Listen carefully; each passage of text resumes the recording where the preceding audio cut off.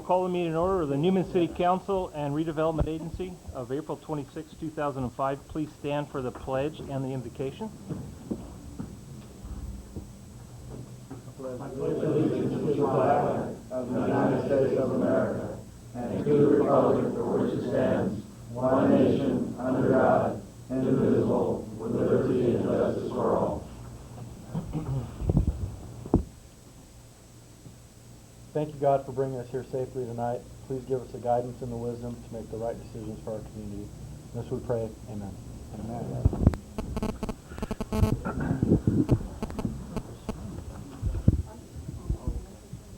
Thank you, Charles.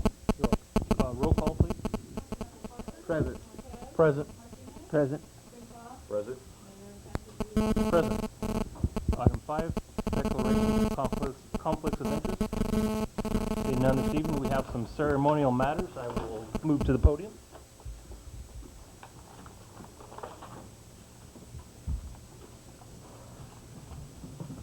The first one we have this evening is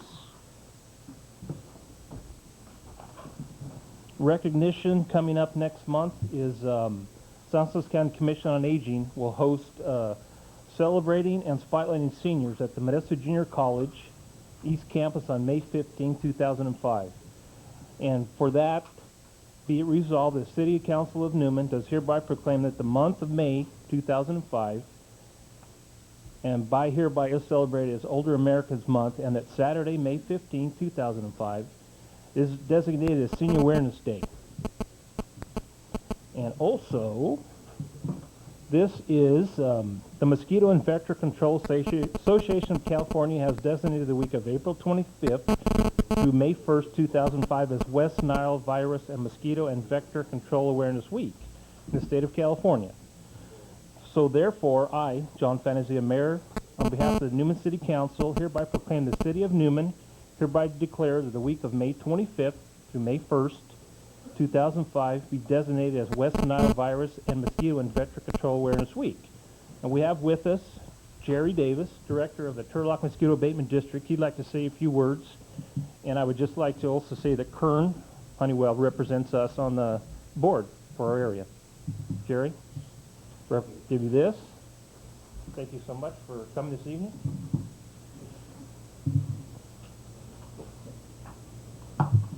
Well, it's nice to be here. Our district, even though it's Turlock Mosquito Abatement, we do cover the entire Newman area, even the Newman City.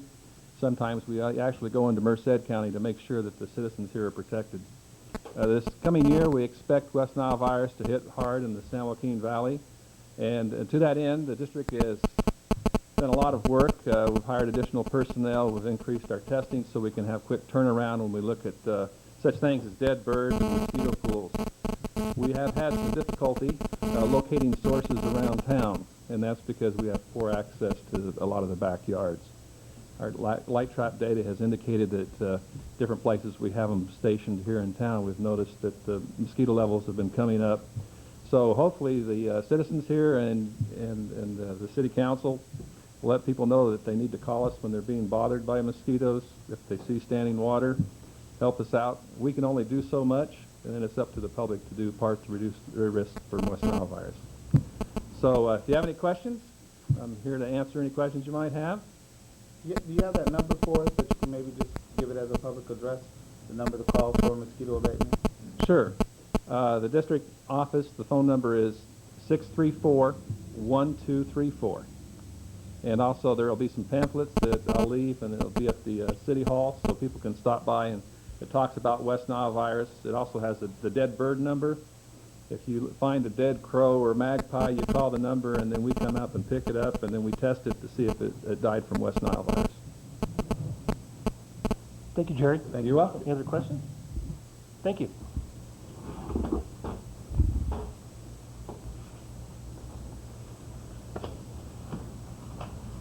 We have one last proclamation here this evening. About a year ago, about this time, I got a call from Jake Anderson. He wanted to know where the old city Chamber of Commerce float was, that he was thinking about. He wanted to do a Boy Scout project, and he wanted to know where the float was, take a look at it, and possibly refurbishing it.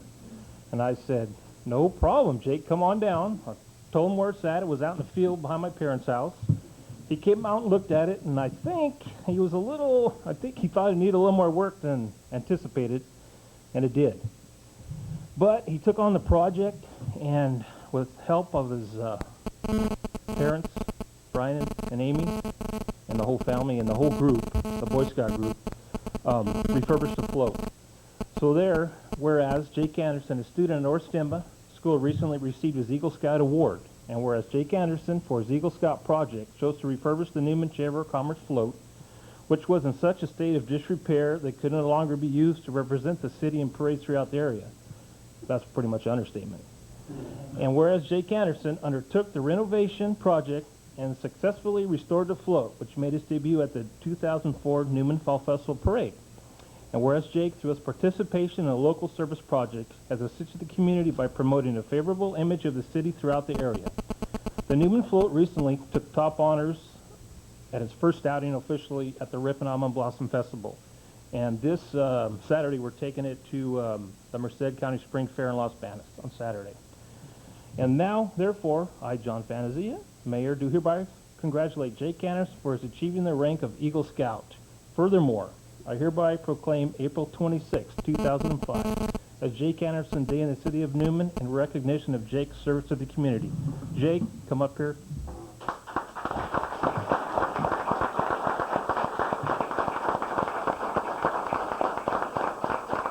Thank you very much. It looks great. I hope take it around for years to come. All right. He needs a picture. There you go. Thank you. Thank you, Jake. Good job.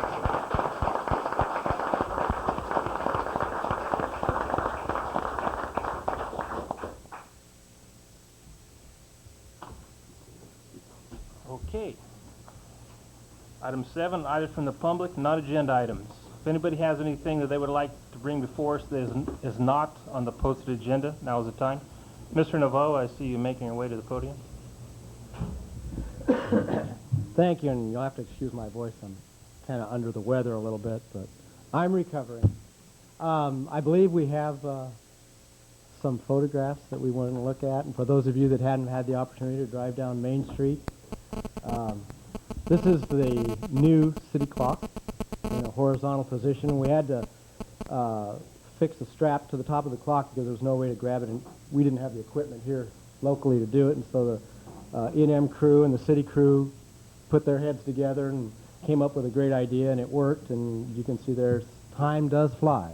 And we apologize for the color. We're having a problem with one of the cables. And It looks better than that. this is, obviously it's been completed and it's set in place, and this is looking from the south to the north. And this is at night, it's lit, and we came down last night just to see, well, how much light really does shine. I live up north of town here, on the north end of town, and when we made the turn onto Main Street at YOLO, boom, you could see that clock. I mean, you can't see the time, but you can see the light. It's really bright, and it really sticks out, and it's, I think, just a wonderful addition to the downtown. It's part of the Plaza project. For those of you that are not aware, we've got a large project going on just east of there, and the two benches that are down by the clock there, I had an opportunity to sit in them and just kind of look at the clock, and there's some really interesting visuals just sitting there. You see the theater from one bench with the marquee all in line with the clock, and then from the south bench you get the Knights of Pythias building, and it's really interesting. And if some of you would like to stop by the store, I've got some shots that I took that are, I think, fairly interesting and give you a little different perspective of what that whole area looks like now. And I would like to take this opportunity to just do a few quick thank yous. And first of all, I'd like to thank the Fancy Streetlight and Clock Company from back east. They worked so closely with myself and the city staff to make this happen in a way that was really convenient for the city, because I've dealt with a lot of companies. I'm a retailer, and I haven't dealt with many companies that would really bend over backwards and try to get a product into placement like these folks have. I mean, I deal in items that are far, far more expensive than this, and I don't get near the cooperation and pleasant dealings with those kind of people. So it's interesting. The great company. And then Tony Mattis at Mattis Newspapers, she did the face for us, and that I understand also involved a lot more than just herself and the whole crew down there. Mike Holland, the community service director, he picked up the ball after pretty much I had done all I could, because then it became an issue where the city had to sign papers, and that was obviously out of my hands. So Mike Holland grabbed the ball from there. Once we received the clock, Doug Matoza and Ernie and the entire crew, the city crew that worked on the clock, I can't say enough about them, boy. If we needed something, they went and got it. It just didn't, there was no obstacle. It just went so smooth, and I hate to say like clockwork. But Don't say it, Ronnie. That's too. it's the nature of the business. For those of you who don't know, I'm a watchmaker and clockmaker and jeweler. And so Moonlight Landscaping, they put the trench underneath the sidewalk. Didn't have to tear up the sidewalk. Thank you very much. And E&M Electric, they are the ones that helped us put the clock up and do all the wiring. Chamber of Commerce, we started this project about 6 years ago. Initially came to the council in 2002 was as my record indicates, was the first time we brought it to the council for approval, and then it went before the Plaza Committee, and also got approval from the Plaza Committee, also from R&M, the designers of the plaza.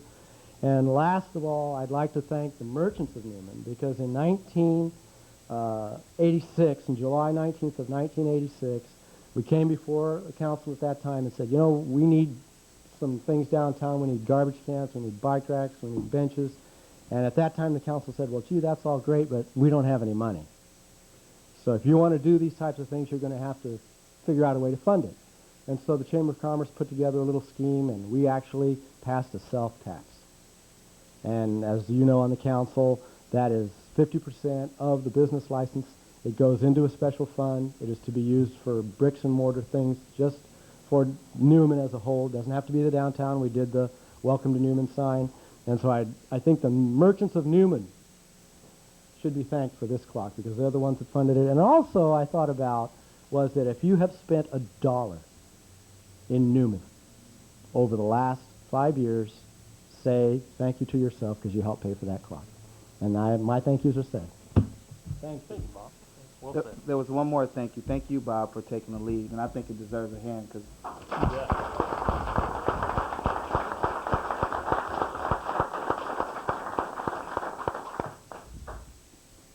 Jim, nice to see you. Well, thank you. Good to be here, Mayor, City Council. I had a couple of things briefly I wanted to go over with you. I see you have a full house and a full agenda, so I won't stay on this very long. The one thing I wanted to bring up was the animal ordinance, and I know it was on your agenda the last meeting. We're getting comments from the cities now, and received a letter from Patterson today, and I know I had some conversation with Supervisor O'Brien as Riverbank. I had their meeting last night. Anything I would ask of this council, that if you have some concerns about the ordinance, any changes or additions that you would like to it, that you preferably put that in writing, although I will take it verbally and bring it to the rest of the board. But if it's in writing, we will be sure that it's addressed as it comes for final adoption to the board sometime next month. So I just wanted to make you aware of that we are listening, and if you have any comments, we'd like to hear them. Another item, and I doubt that you've received this yet, this is I've received it myself, this is the Newman Drainage District report I just received from LAFCO on yesterday, and I know I've talked to you briefly about that in the past. But when you consider your sphere of influence, which I know you're doing now, there is some mitigation measures being required by LAFCO to protect the groundwater infrastructure for the drainage pipes. If you haven't received this report, I can be sure to get it to you. LAFCO and Stanislaus County are going to require that the systems not be destroyed, and they're either replaced or something else takes its place, should you build over on that side of town. And there's a whole report on here, and this is something that in future annexations or subdivisions, should you decide to build over in that area, that you should be aware of. Also, one last comment. At the Orristemba Creek project, and I know every time I come here I say we're making progress on it, but we are making progress on it, and I believe sometime next week Public Works Director George Stillman and myself are coming to Newman, and I know George has talked to you from time to time about what might be feasible on the Orristemba Creek, which the detention dam is a hard thing to get done. It can get done, but it's really an uphill struggle dealing with the Fish and Wildlife Service. In the meantime, I think that we can get sufficient money to widen the creek and increase its flow up to about 7,000 or 8,000 second feet. Right now, I believe flood stage is around 2,500. And this is a restoration that goes all the way to San Joaquin River, and we think that we have the money that we'll be able to get in grants to fund the entire project. This will take temporarily some pressure off of the city of Newman, unless you have a very large runoff into the creek, more than 8,000 feet, which would cause flooding problems. The eventual goal of the county is to build a detention dam, but if we're able to widen this creek, which we think we can, the detention dam can be smaller, and the creek will be able to handle more flow. So we are working on that, and I believe sometime next week, Public Works Director George Stillman and I will come and have him. I know the meeting's already scheduled. It's on the 9th of May. Okay, yeah, I saw it on my calendar. I just didn't look to see what it was, and we'll give you an update at that time of where we're at. Okay, thank you. Thank you, Jim. So any other non-agenda items? Mrs. Ramus. My name is Mary Ramus. I live at 1030 Orristemba Road here in Newman. Mayor Fantasia and City Councilman, I have heard you mention in the past about getting more people involved in what they want for Newman. And I think what you need to do is have a meeting with the people, excluding the developers and business owners. Because the experience I had on the first meeting down here at the firehouse, there were two developers there, and another lady and another man there. And when it came to marking the map, and I said, let's mark this the rural area here, or the transition. And one developer says, well, I don't want to do that. And he laid his chalk down and pushed it over to the other developer. And the other developer looked at him and said, well, I don't want to do that either. And I'm looking at both of them, and I said, well, do you mind if I do it then? And he said, no, go ahead. So I did. Later, another developer came from another table over and looked and said, what are you doing, marking that down like that? And this is what I mean. If you want the input from the people other than the developers, you need to have a meeting, and hopefully I'll be there, for the general public, excluding the developers, and I would even go so far as to say merchants, because they also have a vested interest on all this. Mrs. Ramus, I'm not sure about the part of excluding people. All those meetings are open public forums. I don't know about that part, but I can assure you that that's why that company is not working for the city anymore, because that was a very poorly run meeting, and those things shouldn't have happened. I agree with you 100%. But still, if you want the voice of the people that are not developers, you have to get a meeting with the general residents. Let me put it that way then. Mm-hmm. That's something we'd have to consult our city attorney about, if we can just have a secluded meeting. I'm not sure about that. Thank you, Mrs. Ramus. Is there any other non-agenda items? Seeing none. Items from the public agenda items. When the item comes before us and you'd like to comment, please come to the podium, state your name and address. Item 8, public hearings. We have one this evening. Introduce ordinance number 2005, next to number, an ordinance of the City Council of the City of Newman granting Comcast of San Joaquin Incorporated a renewal of its non-exclusive franchise to construct, operate, and maintain a cable communication system within the City of Newman, subject to the terms and conditions set forth in their franchise renewal agreement. Thank you, Mr. Mayor. As you mentioned, this is a item for a public hearing, and it was duly noticed in the West Side Index on April 7th, 2005. The City of Newman has had a non-exclusive cable services agreement with a variety of different cable companies. Basically, the same provider keeps changing and being bought out by other providers, but since 1977. And now the company is Comcast, and they are up for renewal. We are looking at a 15-year renewal, non-exclusive franchise agreement. And some of the major points to point out to you in my staff report, there is going to be a switch in channels because they're upgrading their infrastructure to a faster and broader spectrum of services, and that will be completed by May 4th. And I believe in the back of the room they have a channel comparison chart of what the old and new channels are. Another significant feature is what is known as the public access channel, the public education and government channel, is being turned over to the cities of Newman and Patterson and the school districts for operation. The Federal Communications Commission is pushing the public channels away from the cable operators into the hands of the public, and we are one of those entities. And so, to make that transition easier, there's a grant been provided to the cities of Patterson and Newman to provide the cost of new, to provide the money to buy new equipment to turn this room basically into a capability of being a broadcast studio with the ability to go live and or record programming. We are going to be responsible with Patterson for the content of that channel. It'll be a channel 7 on the program guide within 6 months of the signing of this agreement. And so we working diligently with the schools to try to fill that content up with educational material, meetings such as this, perhaps a homework channel where helping kids do their homework, recorded sports events from the local schools, and community calendar. So there will be an agreement coming up the next meeting with Patterson on how we're going to manage the operation of this channel. It'll be centered out of Patterson, but we'll actually have the ability to throw a switch and go live from our council chambers here.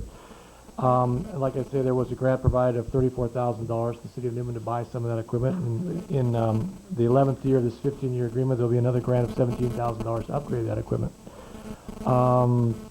There's two representatives from Comcast here tonight, Christina Walter and her associate, who are available to answer questions. But I would like now for you to open the public hearing and consider this agenda to grant this contract extension. Okay. No. Okay, we'll open the public hearing. Would anybody like to comment on this agreement?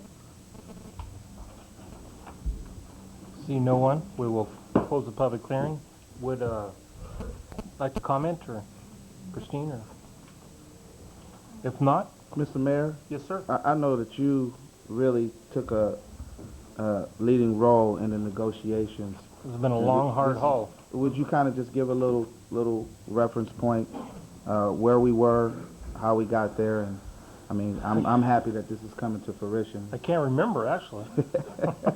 I guess this started with our former city manager when we first started negotiating this contract, and I think in our transition of interim and hiring our current city manager, things kind of slowed up a little bit, but we got back on track, and the upgrade I think is about done in Newman. Yeah, if you'd like to. And I think it's been a long, hard haul, and I think Christine and Scott can probably fill in the blanks a little more, but I know I can't remember, lost track of how many meetings I went to, and the stack of stuff at home is like about this big, so. Well, I'd just like to say it looks like competition's healthy in Newman. I see across the street we have our SBC friends over there talking about Yahoo DSL, and here we are talking about rolling out Comcast.net, our high-speed internet service. But this is exciting for me because this coming to Comcast as the new area vice president general manager that oversees this area. I think a couple of years ago, I spoke with all of you, and we still had, the older network and didn't really have a competitive product. And I stood in front of all of you and said, we're going to get this thing done. We're going to upgrade this network. We're going to get a broadband service here in the Patterson-Newman area. And I'm happy to say on May 4th, we're going to throw the switch. And our cable customers here will be migrated over to a new state-of-the-art broadband network that's actually fed out of Modesto. And that was one of the things I know that was important to you, that since you're in Stanislaus County, you wanted to be connected back to Modesto, which is the county seat. And so we made sure in the engineering of this upgrade that we have you fed through the Modesto plant. So May 4th, you're going to be getting an exact lineup of what's currently offered in Modesto.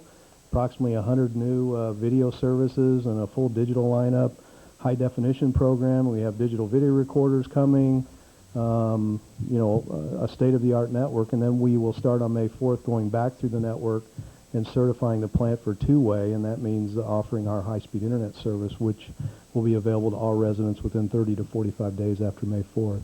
But it's an exciting time for us, and I'm glad we were able to get this network upgraded. And I think in talking about a franchise renegotiation, generally, we negotiate the franchise first, and then in the franchise we negotiate the upgrade of the network. And I think in this case it shows definitely some good faith on behalf of Comcast to be here and invest, the millions of dollars we invested to upgrade this network, even though we don't have a franchise renewal, which we hope to close the door on that soon. So with that, I'll turn it over to Christine, that's been very involved in the actual franchise renewal process. But thank you. Thank you. Christine, do you remember how many meetings we had together? I Oh lost my track. gosh, it's been a while. It's been several, and I guess I just want to say to the City Council and to the community of Newman how much Comcast appreciates your patience and your diligence in working with us, because this has been a very long, extended process. And I have to say that I think that our efforts have paid off. I think that the City of Newman should be very proud of the agreement that they jointly worked with the City of Patterson in accomplishing. And as Mr. French was mentioning earlier, there are some wonderful opportunities for the city to embrace the new technology, involve the schools, and be able to have sort of a new era of being able to have some very specific and personalized programming for the community. And I think it's a very exciting time. In addition, I think this franchise also provides with protecting all of the City of Newman's specific rights as well. And I think that that was also a very important thing. So you have great opportunity and flexibility in this contract. So, Mayor, I just want to say thank you. It's been a pleasure working with you. And Mr. French, you've really picked up the ball and carried it forward. And we hope to continue to have a very long and fruitful working relationship with the City of Newman. Thank you. Thank you. With that, can we have some direction?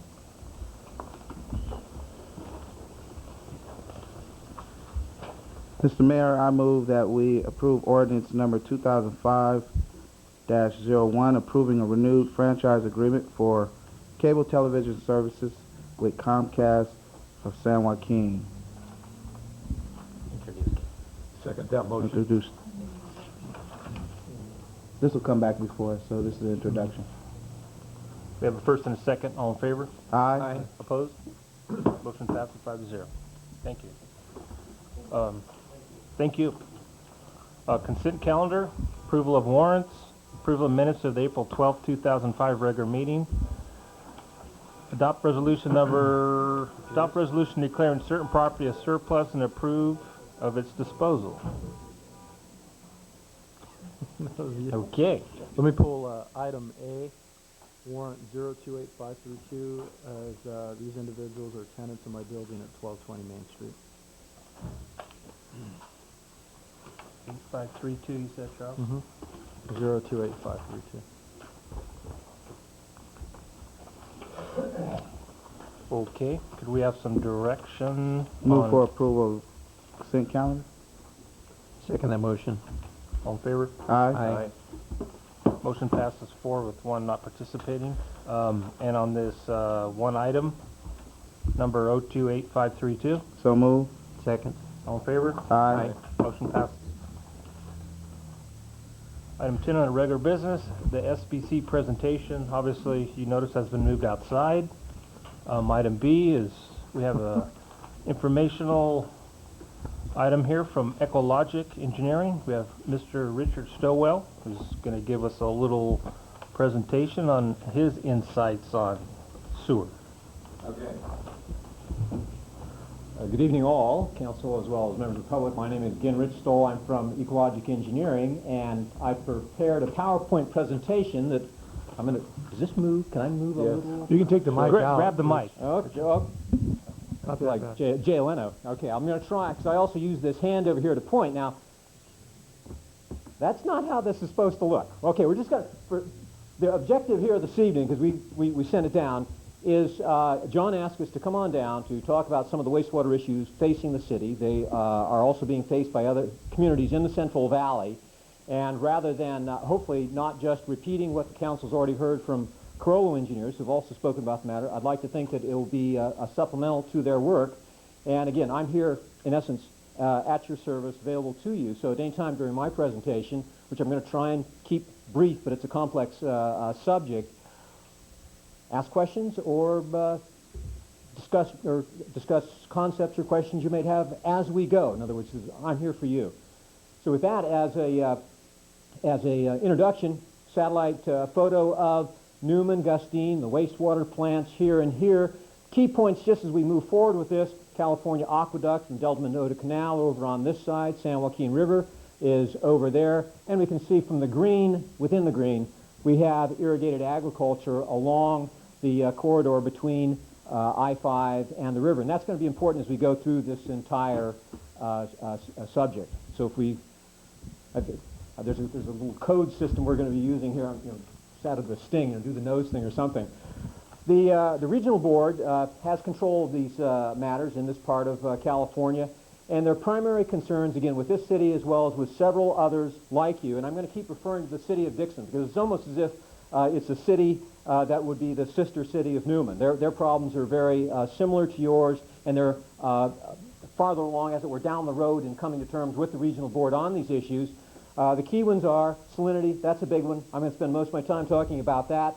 Nitrogen, also a fairly important issue that is more easily resolved. Spend a little time on that. And then pathogens and organic load. And if I were on the council, organic load, what does that mean? The regional board has found that if the organic load on the soil where we're disposing of the effluent is too high, even if the wastewater effluent, the treated wastewater, doesn't have the contaminant, it can actually liberate naturally occurring toxicants in the soil. And since it would be the city's water that caused the liberalization, then the state is saying, you're responsible for, even though it was there, your water liberalized it, so you're on the hook to make sure that you don't cause a toxicity problem. So that's the big four. Again, out of the sting, that's where that comes from. Okay, so if I were again on the council and the public, I'd say, well, wait a minute. The city of Newman was more or less like Dixon, was one of the poster childs for doing it right. Got the effluent out of the river, got it on land, reclaiming the wastewater, all the things that the regional board from the 70s and 80s and 90s was telling the city to do. You've done that, and now, from the work of Kroll, you're thinking, we've got to spend some serious money. Is it new regulation, yes or no? And the answer that's kind of yes and no. The regulations that they're now more aggressively enforcing, they've always been there. But the state and federal governments in the post-World War II era, their primary focus was cleaning up the surface waters because there, a wastewater had immediate effects on public health, fishing, agriculture, the environment, etc. So the big focus was there. And the plants that continue to discharge the cities that continue to discharge their effluent to the rivers, they have made fairly large improvements and costly improvements. Some of the cities, like Newman, like Dixon, elected to either get on land wholly or stay on land. And because the soil has a natural treatment function, the problem was not as severe here. But now, after basically about 1998 up to 2000, the regional board has said, well, okay, we've got this one pretty well fixed and cleaned up. Now, what have we been doing here?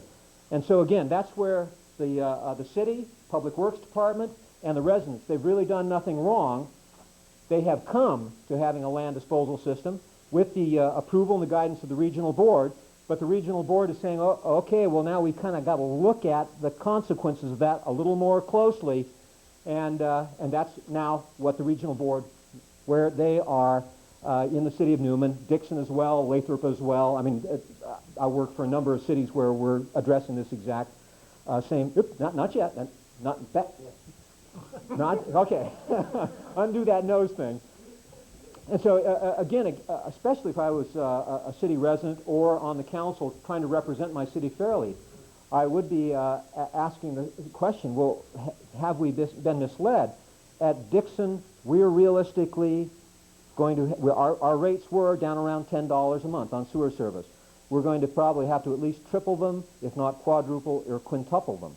And so it's, I mean, in Dixon, my goodness, what have we done? And therefore, the next thing is, what has my council done? What has my Department of Public Works done? And the real answer is a community, say, like Angels Camp up in the foothills, where it has a similar size and I think a similar economic setting. They stayed with surface water. They're already at $50 a month. So, again, as the council and as the public views this, it's not as if the city has, or the people, have done anything wrong.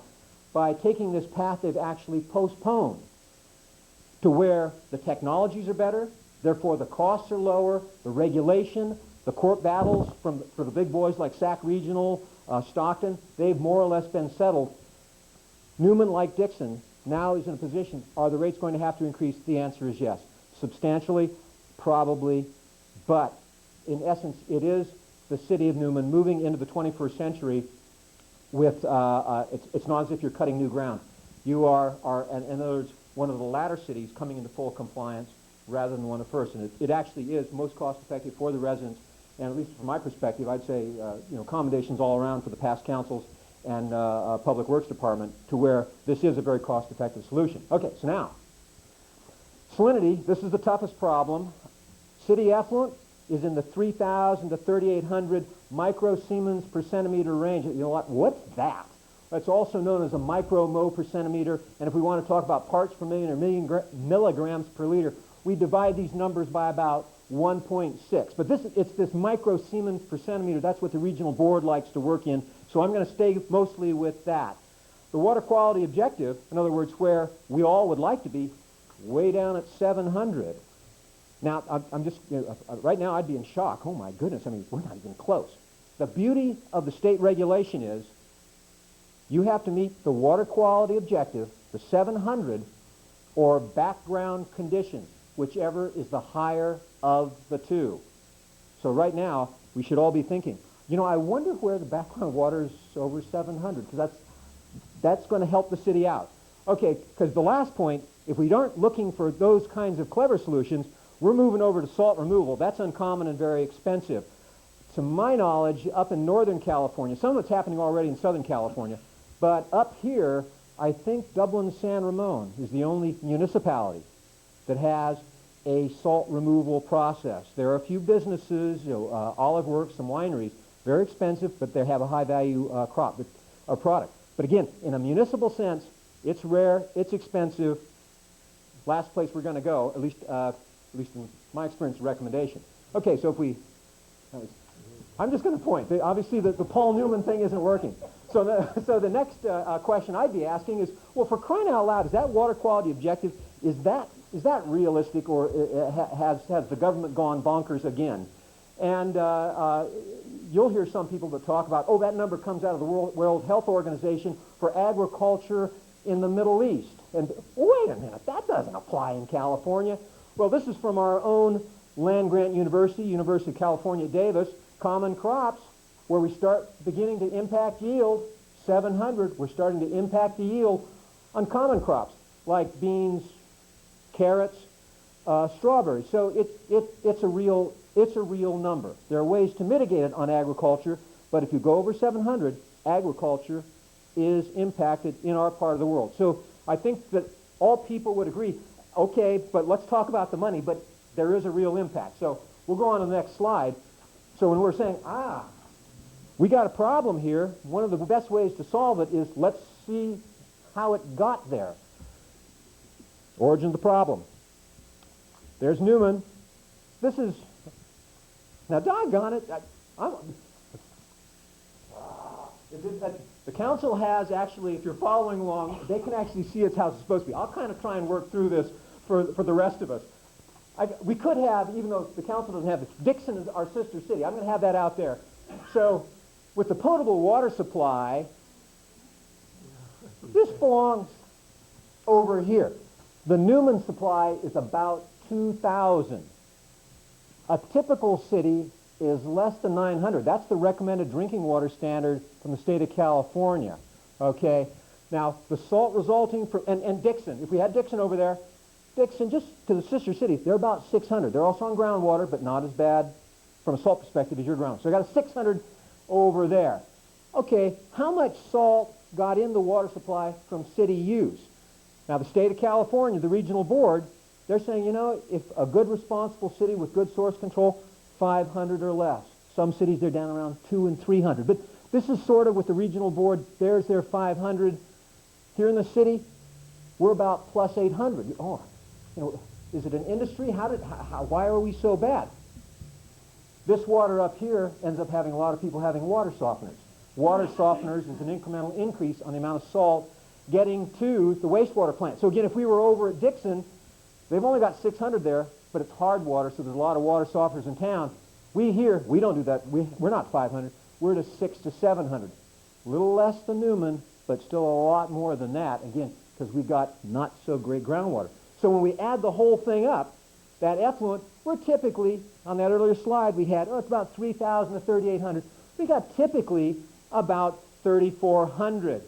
If we could even find where this one went, we'd have there, a typical city is less than 1,600. If we were at Angels Camp, I'd mentioned they're already over $50 a month, and they're similar with economic demographics to Newman. They're already over $50 a month. If we were at Dixon over there, we would be about 1,700 or 1,800. So they're about half of what we are at Newman, and then a lot of other cities in between. So that's just the origins of the problem. When a person looks at it,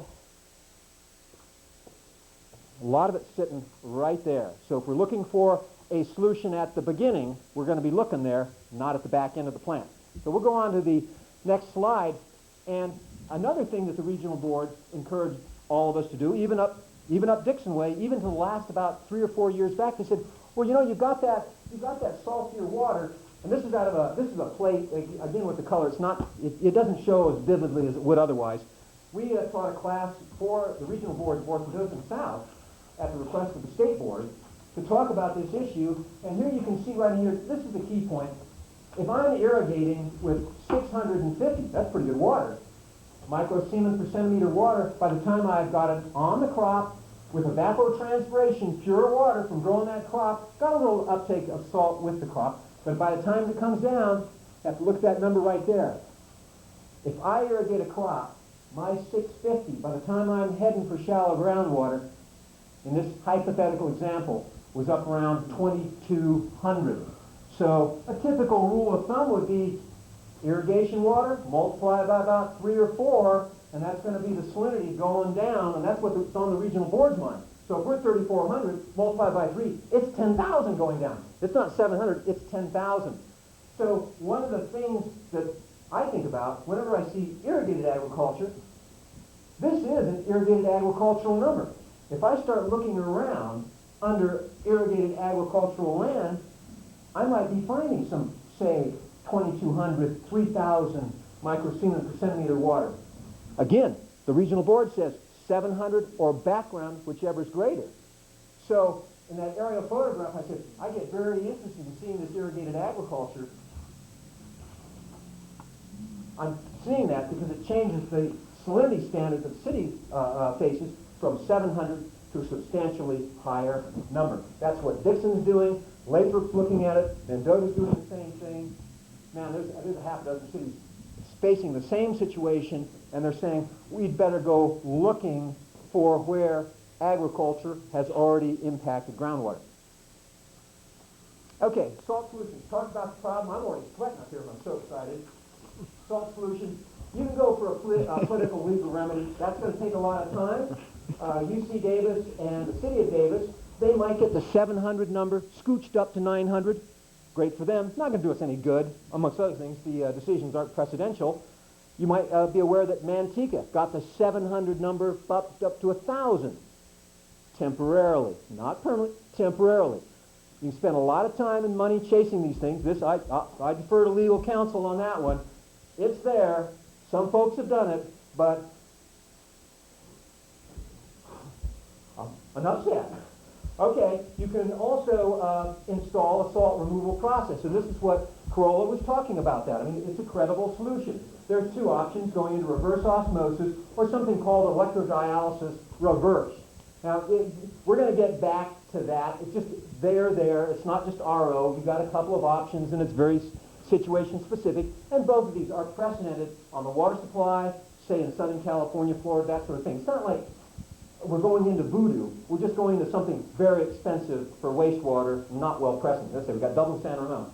And then the salt solution that a lot of cities are looking at, Mountain House went there, Diablo Grande in a sort of in a roundabout way went there, Lathrop's going there, Dixon is trying to go there, Mendota absolutely did go there, is to reduce the salinity of the water supply, because that's often where the problem began. And then we have, just discontinue other pieces.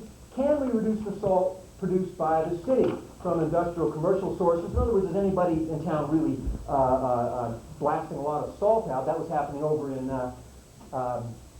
Livingston. Had to sort that out, because otherwise the city residents were subsidizing one industry. And then trying to control the use of water softeners to the extent lawful. And then the last is, why can we disperse the salt to reduce the problem? So we're going to move it out as a salt solution, move it out over those areas that already have naturally high groundwater, or possibly move it out and dilute the salinity down with some agriculture water, possibly growing a crop. But again, every time someone says, let's irrigate a crop, remember, a crop concentrates the salt by evapotranspiration. So those are the options. Moving right along. Okay, what if we should go looking for how bad groundwater will be? Now, the council and anybody else that just happens to have one of these, I didn't bring enough for everybody. This is an aerial view in map form of Mountain House, California. And you can see here's a well here. Look at that scale. Only about a half-mile well. There's another well there. There's a well here and a well there. So this is all within a 1 mile area. If we all flip to our last page, the public, well, that wouldn't show up, especially in green. Well, that's what it looks like. But just if you go to your last page and look at well 1, you're going to see the salinity columns are not the right-hand most one, not that one, but there's a pair of them right together, right there. In that well right there, it's about 2,000. Well, that's better than 700. But if you go over here, just 2,000 feet away, 2,500 feet away, it's 4,000. That's looking real good from a city's perspective. Get down over in this area, and there are no wastewater facilities yet. This is the plan. Gee whiz, I guess we'd better put the wastewater facilities here, because these facilities are anywhere from 6,000 up to about 10,000. We can find some 6,000 to 10,000. Ladies and gentlemen, our problems are solved.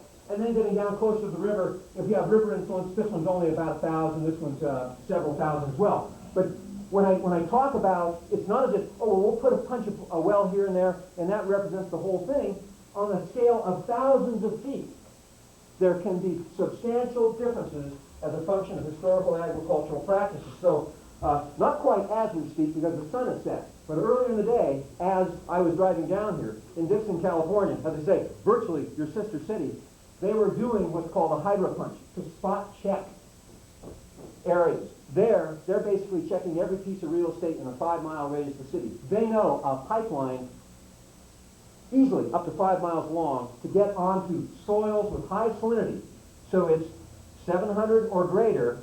Okay, we're looking for the greater, and we're looking for a greater that's greater than our effluent, which up there is 1,800. So we're looking for more than 2,000. That's what they're doing. That, they believe, is their most cost-effective solution to lawfully comply with regional board requirements. So that's the reason I brought that up is when we talk about, well, let's go test, it's not just a here or a there. You really go out there and look at a grid and see if it's credible. Okay, moving on. So there's the plan again. City's over here. We're closer now. So it's, gee, I wonder what first recoverable salinity up is in here and down along in here. We kind of got to stay out of those wild areas, otherwise probably Endangered Species Act will eat us alive. But you know, I'm looking at all this. I wonder. So that's one of the things that I would be thinking about if we were at Dixon or Lathrop or Mendota. We'd be thinking exactly the same thing. So if we go to the next slide. Okay, the ideal solution. I talked about problems at this point. Everybody's, oh goodness, this guy's mad. He's nuts. Yes, it's a problem. First off, we would be trying to reduce city salt use to the extent possible. Let us not, just keep doing the shaker thing, everything down disposal. Oh, gee whiz, if this a little good, more is better. Realistically, we should be talking about public education so that city residents ultimately going to pay for the salt solution. Let's give city residents a chance to police themselves and help themselves out before we just give up. And that's something the regional board wants to see as well. Let's try and give the public a chance to get the impact down before we have to go to more expensive means. In many cities, as I said, I've named them before, Dixon, Lathrop, Manteca, amongst others, Mountain House, Cabo Grande. Can we reduce the salinity of the water supply so we can get right to the base of the problem? So that would be an ideal solution as well. That's a twofer. We spend money, we also get a better water supply in town. Costly, but when you look at the others, okay, well at least we got some benefit for all that money we spent. Disperse the effluent salt to help reduce the problem. Again, Dixon looking 5-mile radius, can we find some area of degraded groundwater in conjunction with this? In other words, it's not exclusive. Dixon's doing this, and this, and this, and we are considering this as a last resort. But if the more we can fix here, the less we're going to be spending on that very expensive option indeed. So moving right along, I'm an outsider. I mean, I don't know the city that well. As I said, I'm just here at your service as a courtesy to the city. So this is really based on my experience up and down the valley on the subject. So my recommended course of action, we would want to see if we can get a potable water supply, whether it's from the improved DNC based on the barriers project in the Delta, or the California Aqueduct, even back to the San Joaquin River. Yeah, we're going to have to acquire appropriated water rights. They're expensive, but the options are expensive too. Why not try and get a super for the community before we just throw up our hands and put RO out at the wastewater plant, where the only thing everybody in town knows is their sewer bill went up like crazy. Other than that, they don't know what happened. And Mendota actually found lower salinity groundwater. Now Dixon, if we pick and choose, we can get it down a bit here. And I don't know that much about your groundwater, but as I say, Mendota, they didn't go here, they didn't go here. There, and they got a major improvement. Okay, we would want to control, again, that city salt use to the extent feasible, trying to ban any new water softeners that discharge salt back to the system. The law's been changed. You can do that. It's not retroactive, but you can ban certain new types of installations. At Dixon, we're considering a trade-in plan. A person that's invested in that home salt system, we can't just preferentially pick on them. And so, as a community, the most cost-effective way to get the salt down is, we have this program. You guys out there, which of you got those systems? We of the city will subsidize a switchover. And so, yeah, you actually get something brand new in your garage, but all the city residents, because we aren't going to be policing house by house, all the city ends up having a better program. So it's one of those things we're talking about up that way. And then you would be also revising the city sewer use ordinances to make sure that residential commercial impacts are no greater, residential commercial impacts are no greater than residential impacts. So in other words, all parties are treated equally. If a commercial party or an industrial party needs a slightly higher EC, then obviously as part of their user cost, they would be paying for that. We're trying to make sure all dischargers are equal. Okay, moving right along. Again, trying to, I sound like a broken record, but I used to be a professor. We always say, go over it 3 times and it'll probably sink in. Record anyway. Disperse the salt, again, trying to find areas over poor quality groundwater, and if appropriate, diluting it with agricultural water to get the salt down. And then in this course of action, the last thing you go to is ROED. And again, by implementing all the above, you've got that as low as possible. Just by, as I've commented, Dixon is almost a sister city. There, where our salt problem is about half yours, and there's no new growth. This is just for existing residents. If Dixon, existing residents just said, oh, to heck with all that, Rich, it's too complicated, let's just go there. The monthly sewer bill increases by, on top of what it already is, increases by, in 2002 dollars, over $40 a month. And with the way so much technology is going into China, leaving, frankly, local contractors a bit starved to things, it's probably right today is over $50 right on top of your current bill, just for that. So again, that's a lot of money. I'd be looking at a lot of these things before we go there. So that's just by way of comparison. So moving on, I spent way too much time. I'm going to get lesser problem. You're in the 10 to 20 range, depending on season. Objectives 10.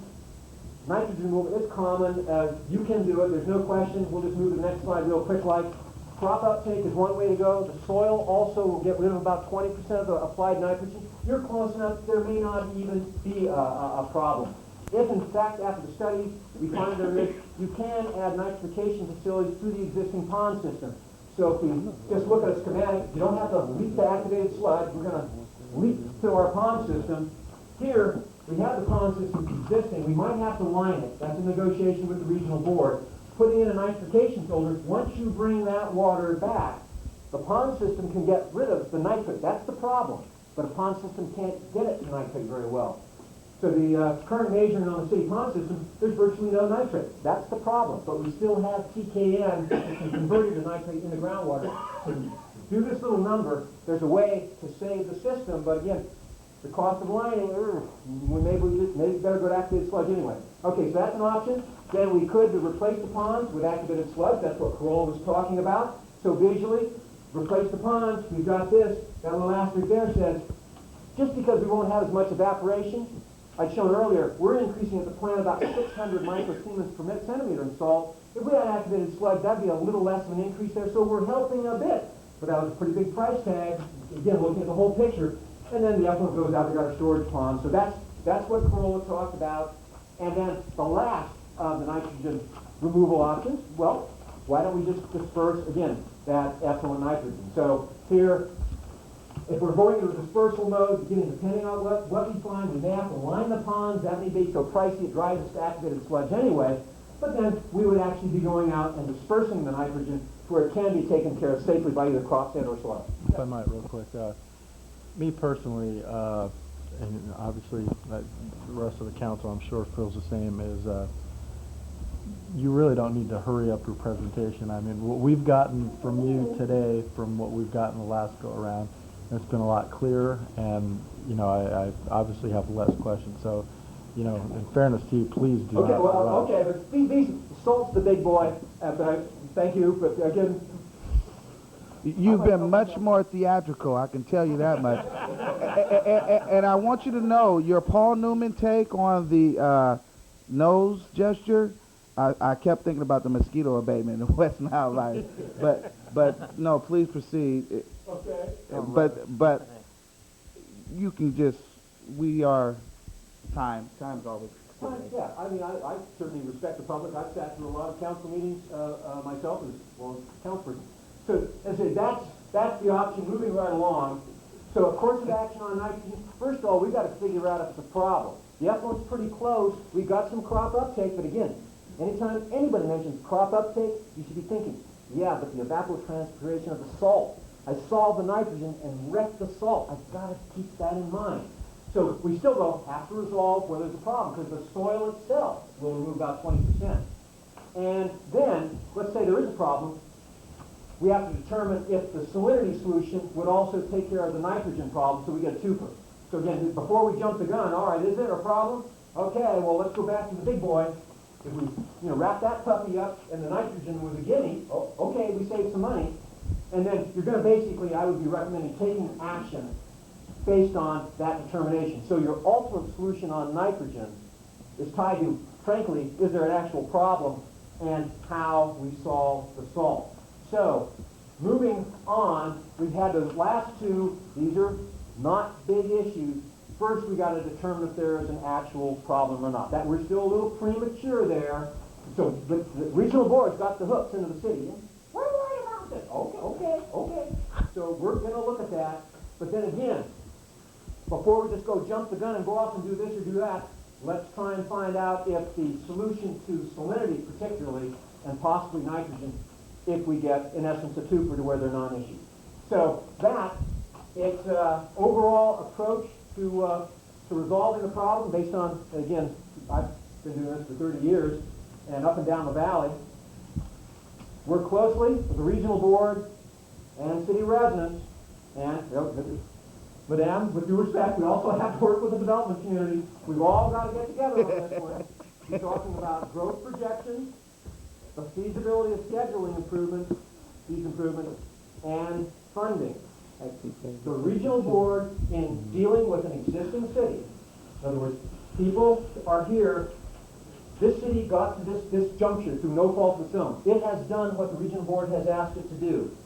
The regional board, it's my understanding of Coeur d'Alene, is in a position to give existing residents 10 years to study the issue, figure out how to fund the issue, and then implement. With new growth, new growth is coming in new now.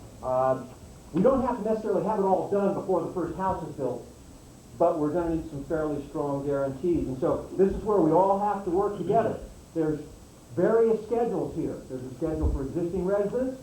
There's a schedule that has to be worked out with the development community and all the regional board, all the while trying to find what works for the overall city at large. It's not impossible, it's complicated, but again, that's where I would start. Concurrent with that, begin public education. So again, the public understands where this has come from, why, that there has not been any fault on the council's part or on their part. This is related to how the state and federal government have gone about regulation. And your neighbors are staying with the surface water, as I said. They're already up at $30, $40, $50, even $60 a month. I'd comment. When we're talking about that kind of money, I know I was personally in shock. And Lodi, in addressing that, decided that it's time for, on the wastewater rate as well, a more critical utility than, frankly, either electricity or telephone. They established a lifeline rate. So that we must go here to protect the environment in concert with the law, but this can have a disproportionate impact on fixed income people working for an estate. As I said, Lodi has already established what they call, in essence, a lifeline rate. So again, talking about that, revising sewer use ordinance to make sure commercial and industrial users, it's all a level playing field, so we all go forward together. I myself, concurrent with this, I would be looking into the lower salt water supply. So again, there's a twofer for the money that the people invest, and depending on how that water supply issue is, then that's where you would go forward with the future, and that's what it led off down there. But I think that's it. That's it. Rich, I have a question for you. Pardon me? I have a question. You said that we have a 10-year grandfather clause. I didn't use the term grandfather clause. We have a 10-year period to implement changes. It's again, I always defer to legal counsel. It's my understanding from regional board senior staff that a city, in coming to compliance with existing residents, that they can be granting up to a 10-year period. We're saying we've identified there's a problem. We may even issue a notice of violation. At Dixon, we have a cease and desist order. You are working under an instrument, but it has a schedule. We will be giving your existing people, because this, as I said, Dixon was a poster child like Newman. I modeled Mountain House after Newman. That's the way things, I mean, they do change. And so they say, that's where they're saying for existing residents, those people who came here, who have made an investment, had an expectation, and now we, the regional board, are saying we need to change things. The regional board has told me, specific to other clients, and I would think it would apply here as well, existing residents, we can talk about a 10-year compliance program. So what happens if you get one more resident? Is all that out the window then? Ooh, that, Or now does that that's, apply to the new one person that came into town? What? Or 1,000 or 100,000? My experience has been that if credible guarantees, because new growth has to build a wastewater plant as well as mitigate these problems. City residents have a plant that works and have to mitigate some specific problems. New growth builds a complete treatment plant and addresses these problems.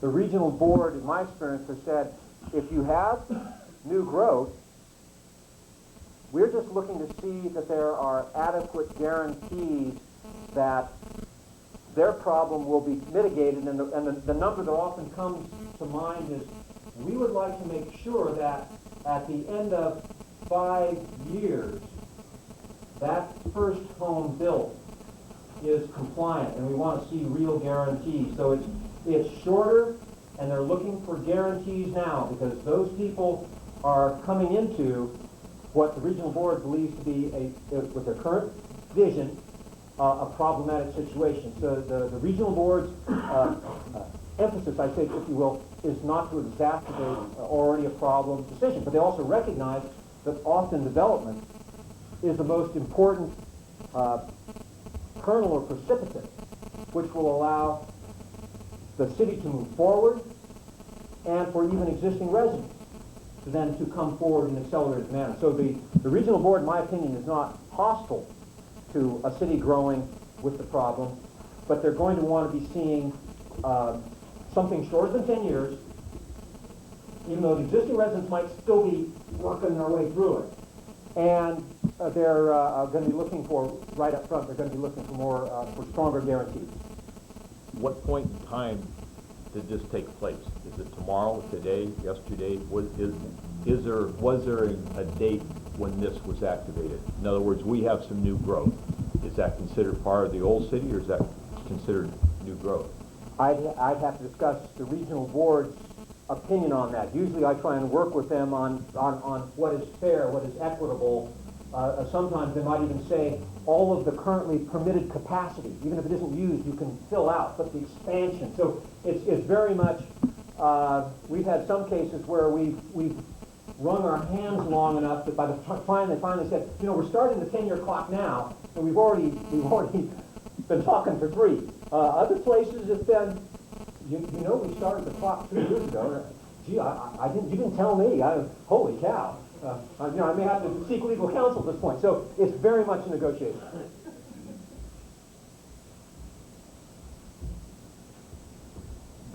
More questions? I have a question for Dr. Stoll.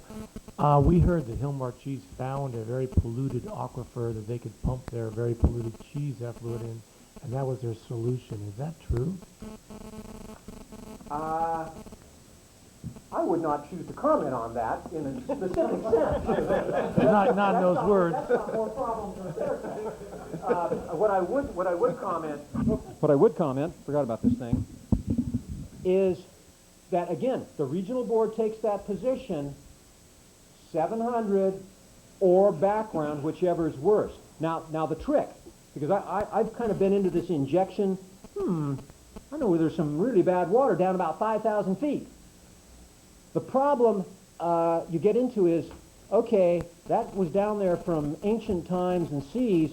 Now, even if you're only putting in 1 million gallons a day, which is not a lot of water, where is it coming up? If they really want to get pushy on injection scenarios, the cleanest way is, I'd like to get near a natural gas field where I know with the gas there's coming up water. So, they got out a gallon, or oil, we got out a gallon, I'm putting in a gallon back, so I'm leaving it stable. But if I got a teacup down there that's, let's just say it's loaded with 5,000 microsiemens per centimeter water, and I'm just even putting in a drop a day, we all know that teacup's eventually spilling over on the counter and coming up into somebody's well. So it's an interesting argument. One would not be fearful of investigating it, but recognize that even with reverse osmosis effluent, Dublin, San Ramon received an injunction not to inject the water back onto their drinking water, groundwater, even after RO. So it's that is It's about the last place I personally go, having been there, done that, and been beat up. I mean, you have to ask the question, where is it going? It isn't going away. Where is it going? And that's a very difficult question to answer unless you happen to have, as I say, an oil well over there or a natural gas well over there bringing up a certain footage, cubic yard, gallonage. I'm keeping the good water from settling down into this cesspit. So, no, I should be getting environmental credits for doing this. That's about the only place where I start up saying, yeah, let's go there. Otherwise, I'd be... Yeah, I was going to say, well, that's a last resort for me, at least, from my experience. Any further questions for Richard? If not, thank you. You're very welcome. much. Thank you all. Thank you.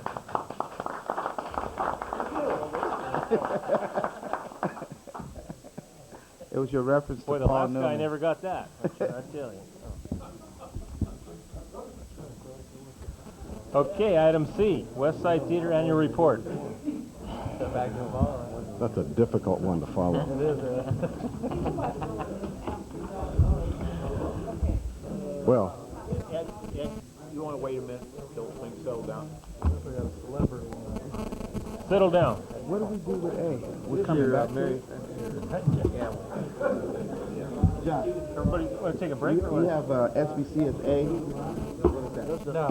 No, we skipped over that. Should we take a break? Yeah, let's take a break. Take a break? Let's take a break. Let's take a 5-minute break. Sorry, Ed.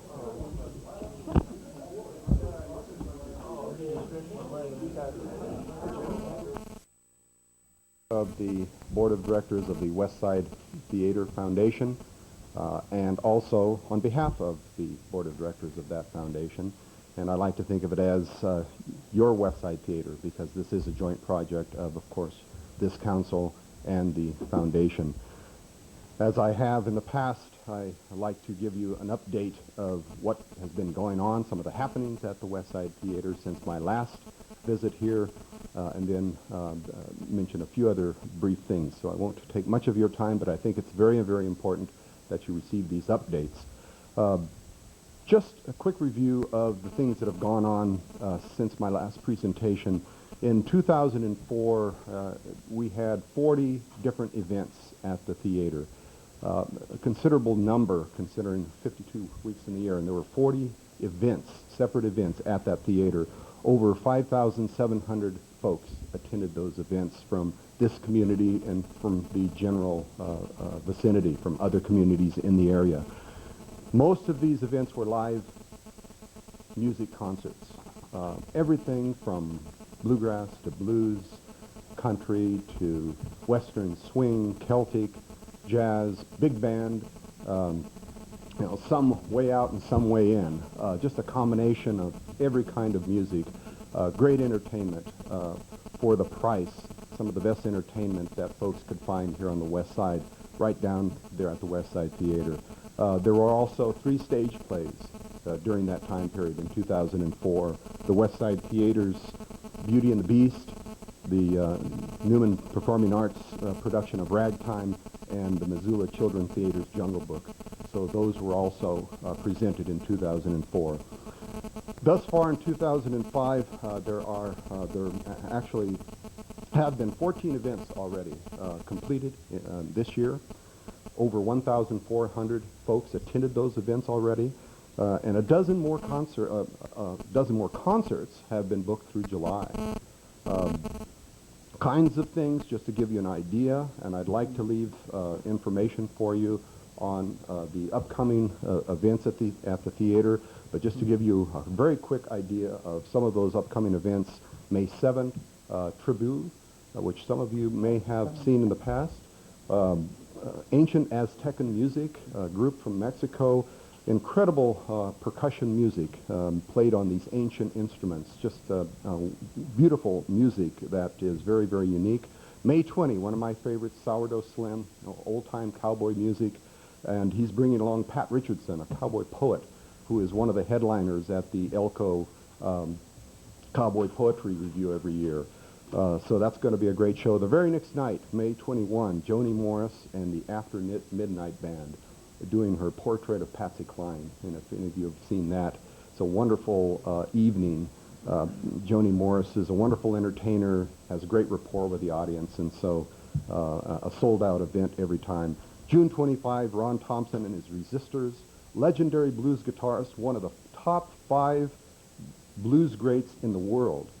That's comes from Real Blues magazine. So a top blues guitarist coming to our own West Side Theater just a couple of blocks away. So that should be very exciting for all of us, and certainly to this council.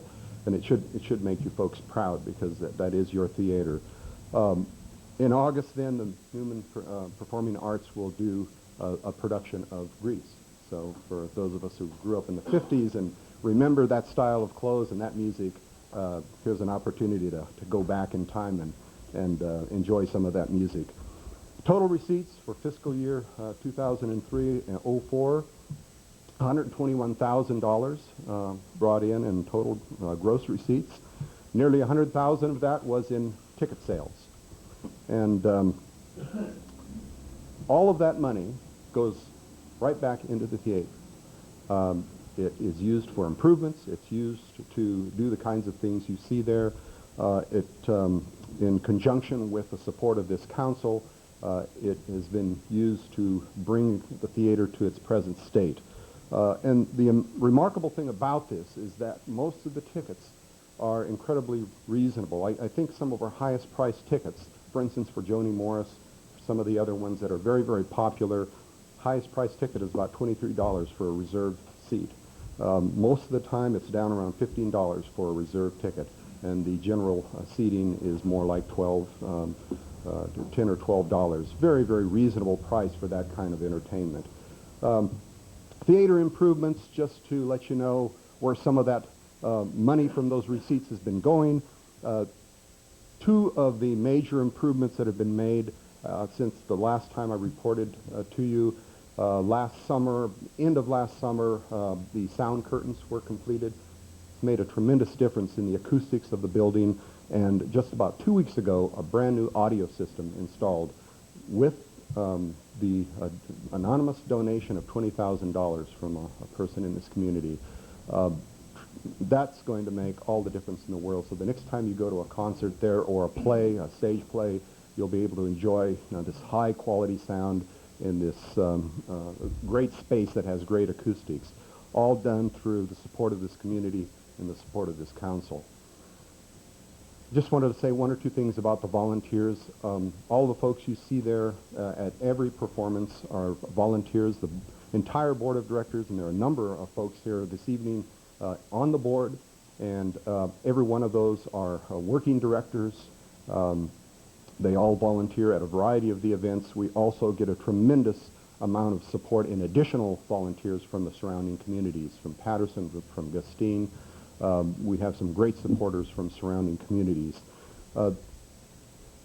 The work that's done there by the board and the other volunteers is really, I think, a labor of love. These folks are committed to this theater as a performing arts theater, a performing visual and cultural arts theater. And it's nothing, I think, but good for this community. Mr. Navoa earlier pointed out how that clock tower, the new clock, looked across the street from the theater. He's absolutely right. Together, it presents a great focal point for that downtown. And, when you're coming up from that same location, I live near Mr. Navoa, and I'm coming up from Main Street from the north, and I look up, and it's on one of those clear nights, and that neon is on.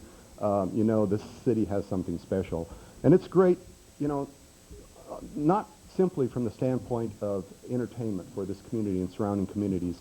After all, this theater is great for economic development. I mean, folks coming to this community, businesses coming to the community, look for amenities like parks and open space, but they also see this theater as a great addition to a community that they might want to settle in. So there's some added value that most people don't take into account when they see that theater. At the last board meeting, someone asked, what is the effect on the economy from this theater on our community, say on one of the show nights? I wish I had an answer to that. I think there is an effect. Folks come in, have dinner before the theater, go down, take advantage of the theater. So there is a multiplier effect, some added value going on. Someday we may have a better handle on that, but it is going on. So it's much more than simply a great place for entertainment. It's good for the economic development of this community. Lastly, I just want to, once again, on behalf of the board, thank you for your support, continuing support. Without your support, I just learned a few minutes ago from Doug McToza that the council did approve the air conditioning for the theater, and that's going to be a great improvement. It's that kind of relationship that makes it work. Alone, the board could not do it alone, and with the support of this city council and that board and the volunteers, we can get this done and continue to make this a great place to be. So my final comments to you are to ask you, again, on behalf of the board, to continue to support the West Side Theater. I invite you to attend some of the events that are coming up. I'd like to leave some of the material for those of you who haven't picked up a latest brochure. Please pick one up. Go to the website, www.westsidetheater.org. Look at the events. You can look at the events there. We've got our Walkway of Fame. Don't ever forget, if you haven't purchased a brick with your name on it, you can purchase a brick in the name of maybe one of your loved ones, a family member, yourself. It's a great way to show your support for the theater. You know, we hope those bricks will be there for many, many years to come so that people can enjoy those. With that, I will close, and again, thank you for the opportunity to address you. Hopefully we can come back again another year, and I'll give you another very positive report, or someone from the board will give you a very positive report on the happenings at the theater. Thank you. Thank you, Ed. Thank you.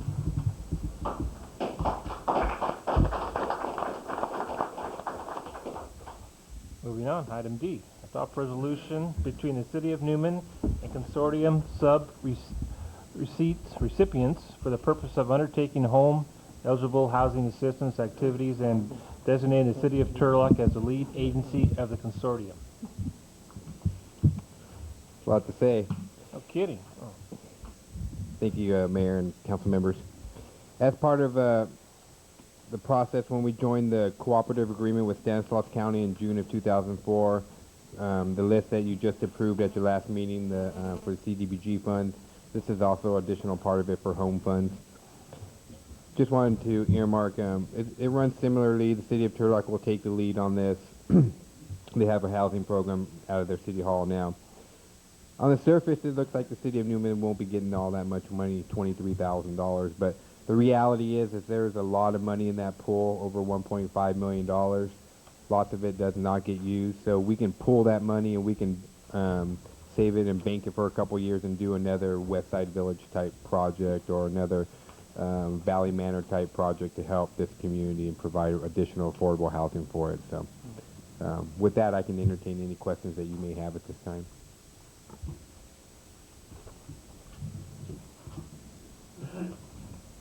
No questions for Michael? Thank you, Michael.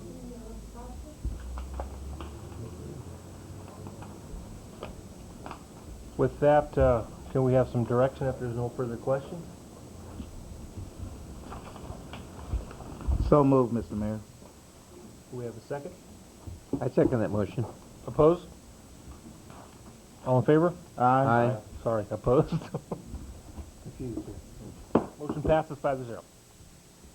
Moving on, item D, award bid for speed hump installation on Barrington Avenue to Ragsdale and Son Incorporated. Good evening, Mr. Mayor, council members. As stated in the staff report, there's been numerous complaints about speeding on that section of Barrington Avenue north of Driscoll, and it's been going on for several years. The greatest concern regarding the speeding vehicles in the area were the safety of the children at Barrington Park. Now that Barrington Avenue has been lengthened to the north and connected to Sherman Parkway, it's provided a shortcut to the north entrance into the city on Highway 33, so that's caused a big increase in the daily traffic count. Longer street also allowed for motorists to easily increase their speed considerably above the residential limits. We've looked at options to reduce traffic speed on Barrington.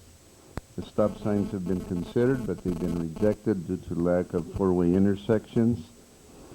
A speed control option that is being recommended is the installation of 3 speed humps installed approximately 300 feet apart. These speed humps are raised sections of asphalt concrete that in this instance are 47 feet across and 12 feet wide. The raised asphalt will be striped with white traffic paint for visibility. We're going to have white reflector buttons installed for nighttime warning. And traffic warning signs with the advisory speed will also be installed. We solicited informal bids for this project. Harley Enterprises of Newman bid $6,690. PDS Construction, $6,870. And Ragsdale and Son Incorporated out of Waterford bid $6,381. The staff recommendation is that you award the project bid for $6,381, which includes labor, materials, and pavement markings. The other two were only included the labor and placement of the asphalt concrete.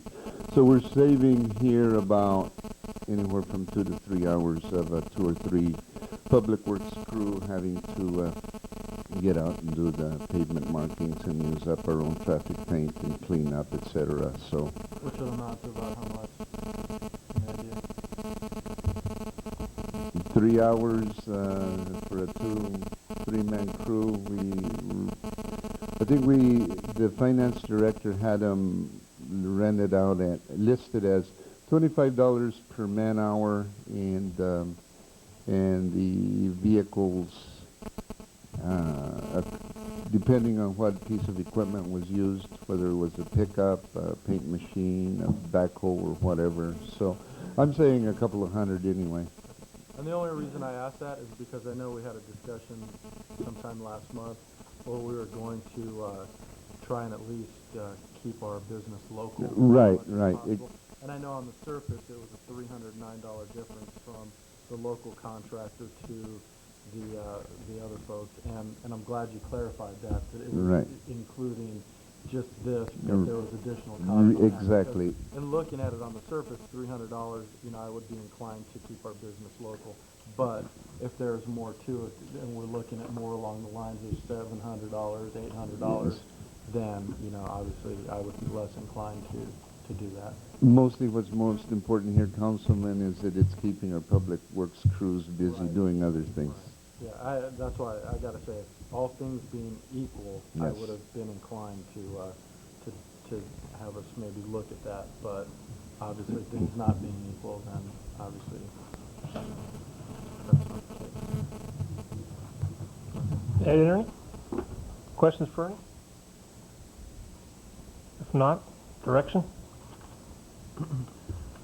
I move that we award a bid for speed hump installation on Barrington Avenue to Ragsdale and Son Incorporated in the amount of $6,381.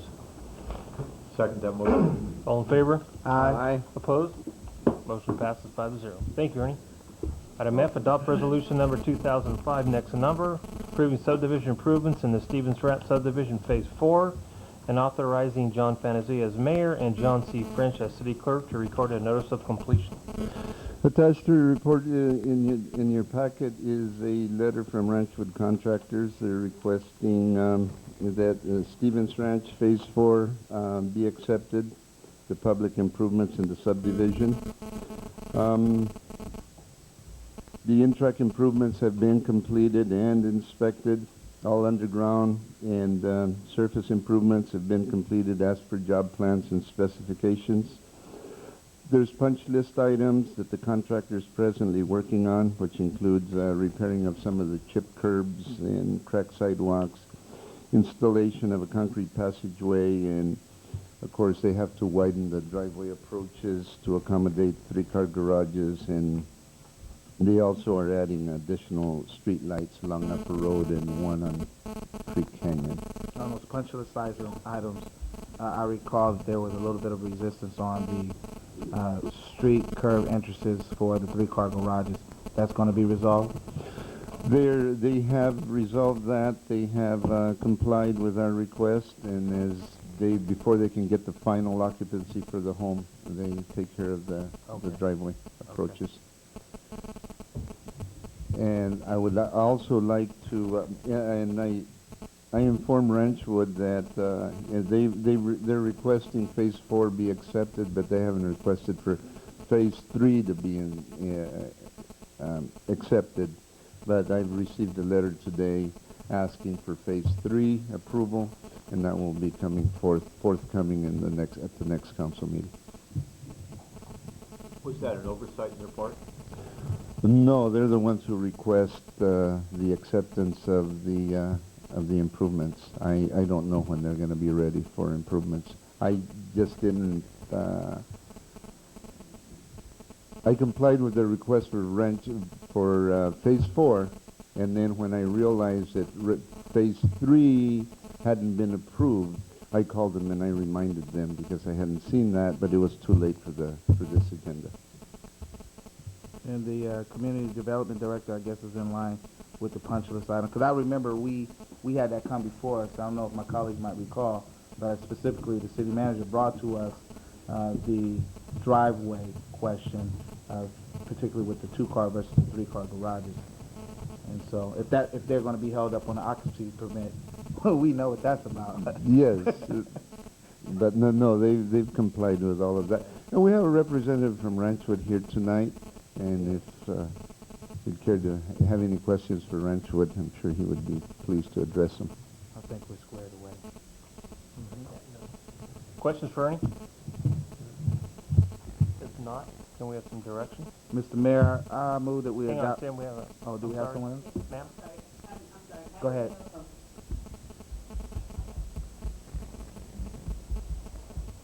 Good evening, City of Newman. My name is Caroline Lopez, and I don't actually know which phase I'm in, but I just purchased a Ranchwood home on Glacier Bay Lane, and I'm not sure if it's Phase 3 or Phase 4, but I do have a 3-car garage, and I do have. I just thought that it was kind of a normal thing for the curb to come up and just turn your car and go into the third. I don't know. I never had a 3-car garage before. Anyway, my concern is that my papers were supposed to be drawn up today. I was supposed to go sign my papers today for the final closing of my house. But now I was promised to be in my house by May 15th. But now that there's, everybody's pointing fingers. It's like, I emailed the city, and I believe it was Mike. He emailed me back. As soon as I emailed him, he just emailed me back real quick, it was great.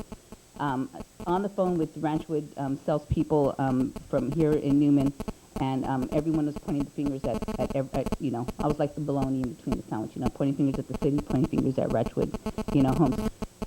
But the thing is that if I don't get those papers signed within 12 days, I have to redraw the papers again, and it puts me in another whatever interest rate is available. I have to, refile the papers all over again.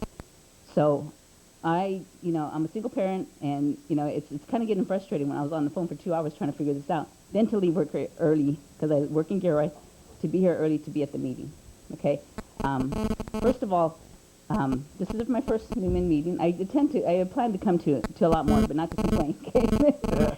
So, but anyway, I just like to know, as a new resident of Newman, I'm already having a problem because I'm really excited. My kids and I are really excited into moving into our new home. And like I said, I thought I was going to move in on the 15th of May, but apparently I'm not. And this is the first that I hear.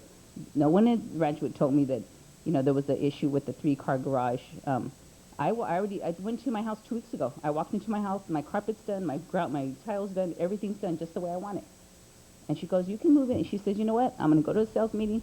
I'm going to talk to him. You should be able to move into your house next week. Okay, but I'm not even on the list in May to have my house inspected by the city. How's that? So that's my concern right there. So let me ask you a point of clarification. You were told that by whom? I'm sorry, told what? About when you can move into your home? The sales rep. Okay. At Ranchwood. Okay, just for clarification.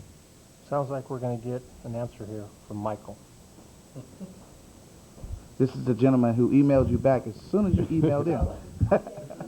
And we like hearing that. What I want to know is why he was just sitting there on emails, but that's another story. Oh.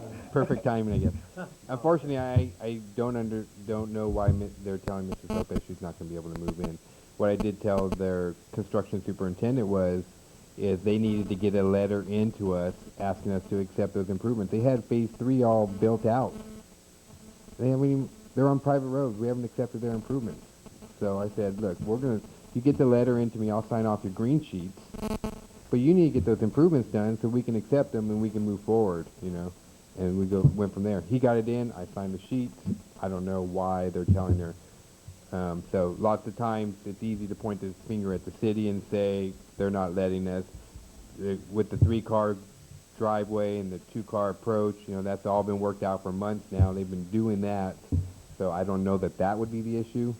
So to be honest, I don't know. They've never told me what the issue is and why they're telling her that. So I can't resolve that issue for her. Are we holding up any occupancy permits? No, at this point we're not.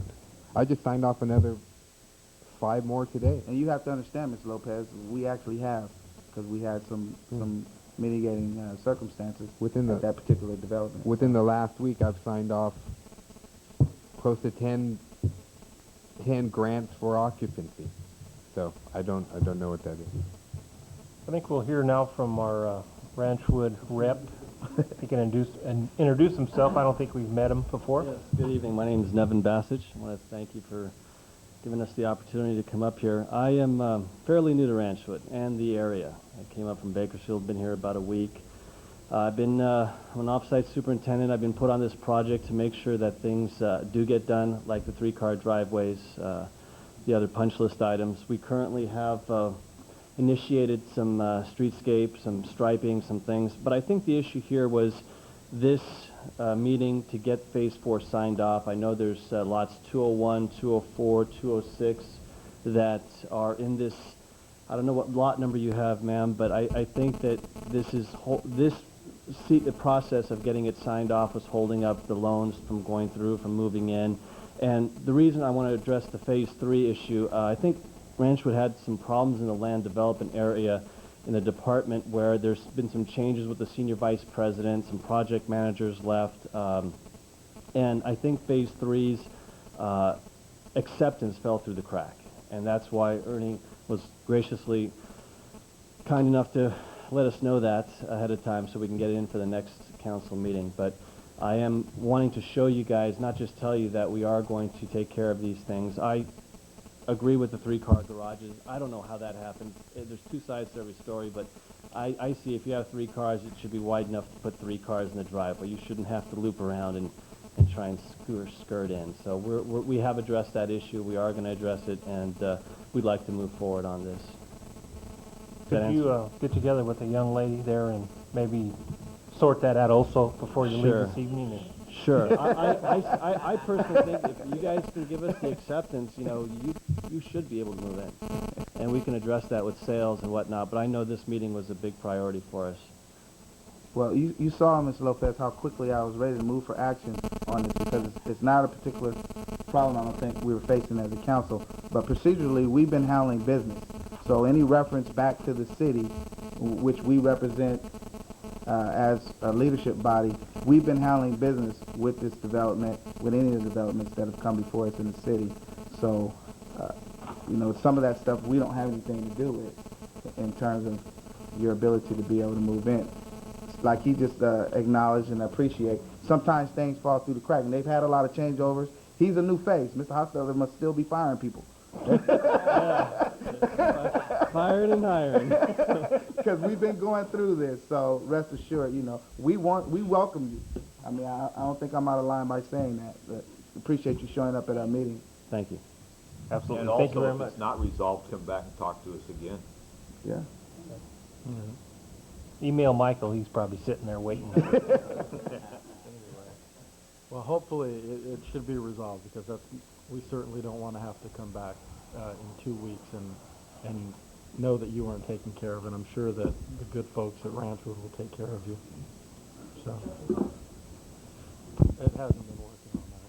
Who knows? If there's nothing else and no more questions, then can we have some direction? Mr. Mayor, I move that we adopt Resolution 2005, next to number, approving the subdivision improvements in Stevens Ranch subdivision, Phase 4, and authorizing you, John Fantasy as mayor, and John French as city clerk to record a notice of completion. I'll second that motion. All in favor? Aye. Opposed? Aye. Motion passes 5-0. Thank you. Item 11, items from the city manager and staff. Let's start with staff. First, or? Well, sure, I don't mind. Okay, whatever. Staff, Ernie?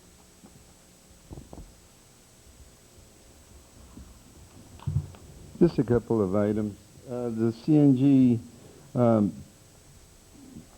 station at the waterworks has been completed.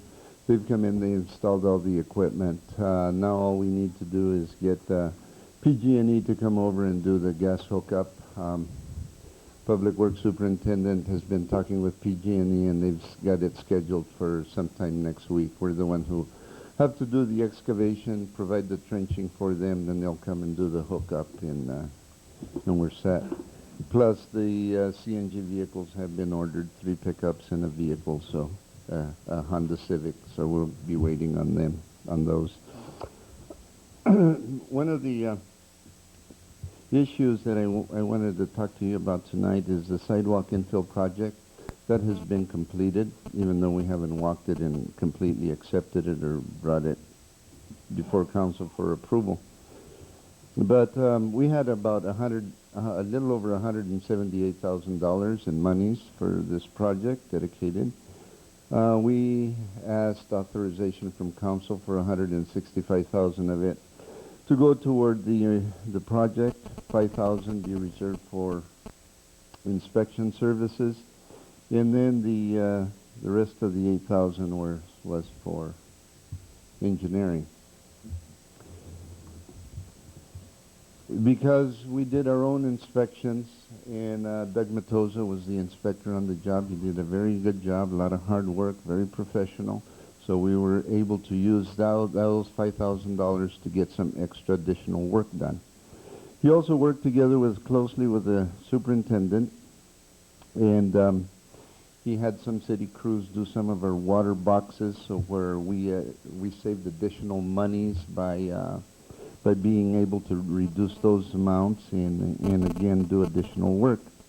However, in the communication between Doug and the superintendent and the figures that he had been submitting to Doug, when he went back and tallied up his numbers, he found that he had made an error, and so they're asking for an additional $15,000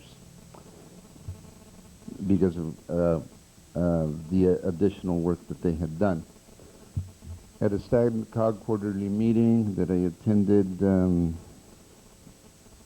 couple of days ago, 3 days ago, I believe. No, I think it's Monday or Friday or Monday. Friday. We talked to STAGCOG. We told them about the problem, the issue.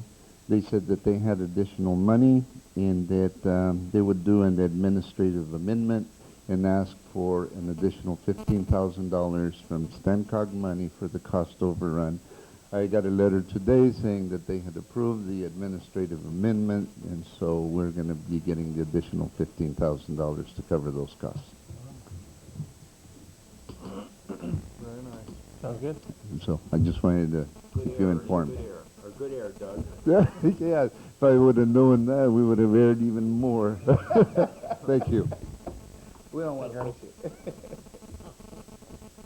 Next. Good evening, Council. Just wanted to update you on the general plan process. Last Tuesday, we did have a meeting which was led by myself, and it was attended by the General Plan Steering Committee, a member from the general plan, the consulting firm, and then members of the public.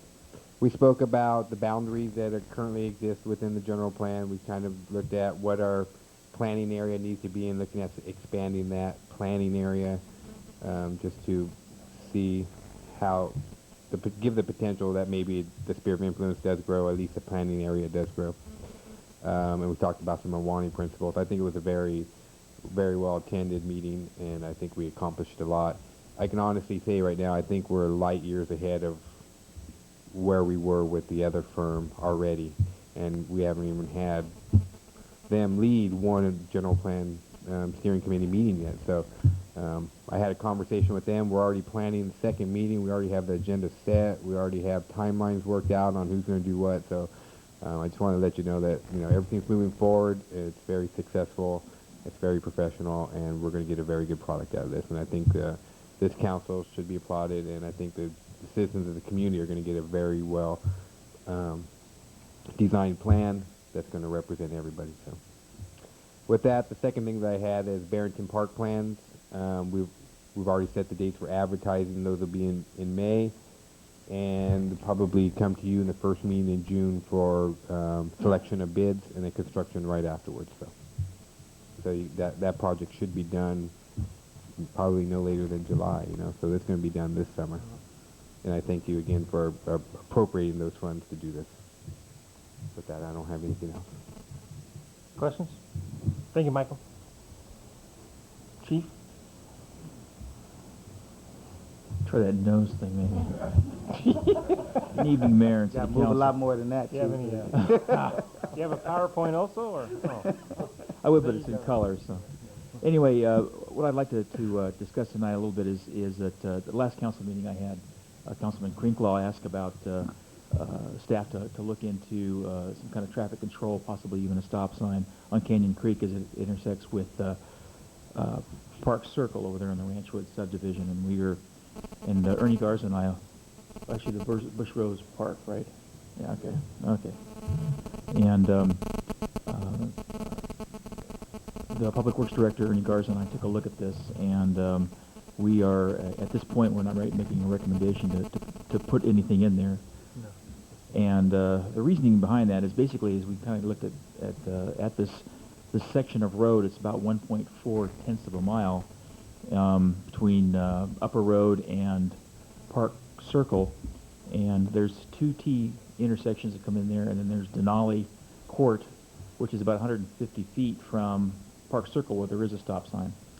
So what we're doing at this point, we also looked at what was going on, and that was on the west side of Upper Road, and on the east side of Upper Road on Canyon Creek as it comes down, is that there's a stop sign about every 2/10 of a mile. So this is about half the distance of what we currently have in place on the east side of Upper Road on Canyon Creek. The other thing that we're kind of looking at too is that I can tell you my upcoming budget. I'm looking at budgeting in for a traffic engineer and getting some recommendations there, so we can have some consistency and get some proposals from them on some probably even some better ideas that on this traffic control throughout the city. So there'll be certain spots we'll be looking at this year, and then through the budget process, and I'll put in every area of concern that we've brought up thus far and take a look at that and try to put something in place to try to work through those. Second thing I've got is that we're looking at the Newman Fun Run coming up on the 29th. We'll be working with that committee, and we'll have something back to the council on that issue coming up on the next council meeting. With that, are there any kind of questions you have regarding?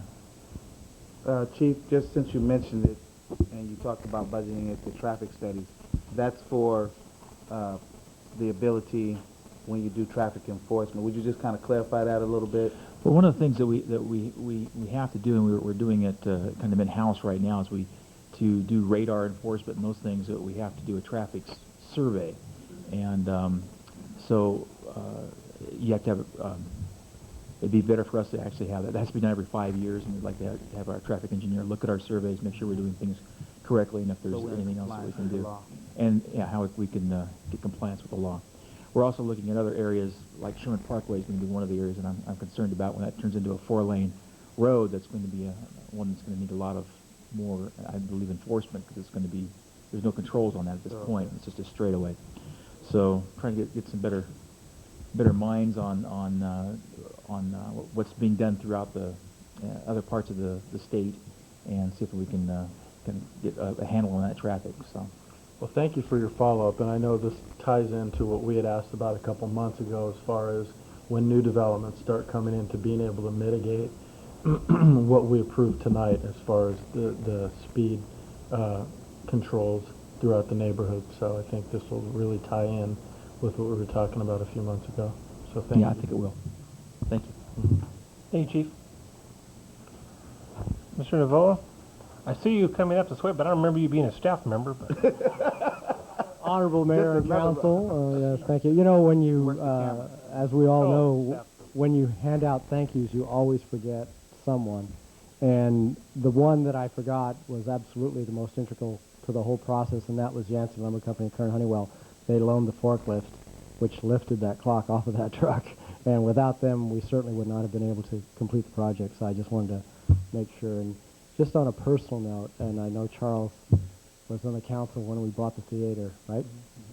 And so for me, as you know, my contribution to this community and what I've done in 32 years that I've been here, my two proudest are side by side, and I like that. So thank you. thank you, Staff Member Navoa. Did we ever did we ever get the money when Bob made that presentation about the clock? Mr. Ragsdale was here from Ranchwood, and he pledged $15,000 that night. No, we have not. Just a footnote. I believe somebody has told the new man that was only here a week about that, but we'll let him get settled in before we rip him on that. We're working on it. We've got another project in the wings. There you go. John? Thank you, Mr. Mayor and council members. You'll see there's an item on the list, item 11A. Before I get to that, I'd like to recognize some things. We've received a $500 donation from the Newman Women's League for the Recreation Department for, I believe it's the computer lab that they're going to have in the Teen Center. As you know, we had on this agenda this Council on Aging proclamation. In the past, we've given them a donation, but it was omitted this time. So I'm going to bring it back to the next council packet that we asked the council to give a donation of $120 to that effort, like we did last year. Then lastly, well, actually one more thing. The Parks and Recreation Commission was working with the Adult Soccer League on their new season, and it was thought that it would be a good idea for the soccer players to play in the ranch in Bush Rose Park. However, the residents have expressed this week displeasure at having the soccer players there. So it's a problematic issue. They were playing in the library park for many years, putting a lot of wear and tear on it. People have been accustomed to seeing them there, putting up with the inconvenience, but the wear and tear was dramatic, and it was interfering with some of the other sports that went on there. So we thought maybe the Ranchwood Park would be a better fit. Larger, they can move their play around, wear out the park and more evenly. You could keep it hopefully in good shape. But the residents started a petition this week to stop that, and so I'm going to take it back to the Parks and Rec Commission and say, maybe we should rethink this. They played there one weekend, this last weekend, at the Bush Rose Park. So After one weekend, they got a petition going? Yeah, it was, they had a very strong, but I'm not sure the residents know in that area, because some of the things they mentioned is the lack of amenities, and we sent out a mailer to every one of the residents about this $25,000 we were going to spend on park infrastructure, that is recreational facilities, and I don't think a single one showed up at the Parks and Rec Commission. So there's a disconnect between what the city's trying to do and what the residents expect. So I think we're going to bring it back to Parks and Rec, work it out. I'm not sure we're going to make another mass mailing to the residents, but we're going to certainly invite those people who had the petition going to bring it up to Parks and Rec, because it is a good park for that kind of thing, being a natural bowl, being a water retention facility as well as a park. The residents felt that I think they were being imposed upon by people. Let's be a little reasonable. It's a city park. It's on city property. It's the same thing, and for years, when we just had an agenda item talking about the speed bump, for years, Barrington Park was relegated to numerous complaints about parking, people being parked in front of their home. So let's be reasonable. I understand, and I'm listening to, maybe a bit of a grievance, but we really had a battle on our hands to try to get that park to be decent. The mayor, we took an ad hoc committee down there. It is a nice facility for soccer. So with it coming back to the Park and Recs Commission, because we bear the brunt of whatever complaint that may at some point come forward, it's a city park, you know, and it's a free reign to be able and for usage. So it's not as if we could all of a sudden ban the park space to be used for, you know, some kind of. I think they take kind of take an ownership view of it. Yeah. But most of the the adult soccer players are Newman area residents. Right. And so it's their park too. So there's more on that to come, I'm sure. John, are there any restroom facilities that they have to provide when they have soccer games out there? No, we don't have restroom facilities either at that park at this time. We're going to add trash containers, but we don't have restroom facilities. I don't believe we have any on the horizon either at Bush Park. John, don't they provide restroom at the park, the library park? There is Portables. They do. It's bring a their portable. own. We provide that. Yeah, there is one there. We could do the similar thing at the Ranchwood, at the Bushport Rose Park. We haven't thought that far ahead yet, because this is the very first organized use of that park by organized sports. So it is definitely something we're going to. That's what our parks are for, and I kind of want to emphasize that our parks are for the public, and like you alluded to, the fact that these are Newman residents making use of the park. It's no different than any of our parks for sporting occasions. So I just kind of throw caution to the wind at that, because I'd have to agree with that. Obviously, we're building parks for people to use them, not just to look at them. So it's well designed, and if there's going to be different uses, and that's one of them. So I mean, I know in years past, and Bob could certainly appreciate this, we've had arguments when basketball hoops were being rolled out in the street, and we wanted we wanted people to go into the park. So I think we would be sending the wrong message. You take them out of the park, then they're going to be kicking the ball in the middle of one of the wide streets. I just the parks are there to be used, the parks are there to be active, and the parks are there to keep the kids out of the middle of the street and be safe. So that's my take. John, another question. As far as the number of fields we have in town, we probably have a shortage of fields based on the number of kids playing soccer. Remember, these are adult soccer players, and the season runs from April through January. So it does collide with baseball, and it collides with other uses throughout the summer. Now, with the completion of the Hillsbury Park, it's my understanding there's 2 regulation size soccer fields is supposed to go in there. I believe so. Sherman Ranch? Is that Sherman Ranch? Yeah. Yes. Sherman Ranch will be designed to have soccer fields in that one, and I was probably going to save it for the next meeting, but sounds like I'm going to be able to negotiate that thing getting all done up front. So we may have that park done come this fall, completely done. Wow. So. Good for you. Will those have permanent goals in them? No, when it went to the Parks and Rec Commission, they didn't want permanent goals. They have their own. They bring them in and out.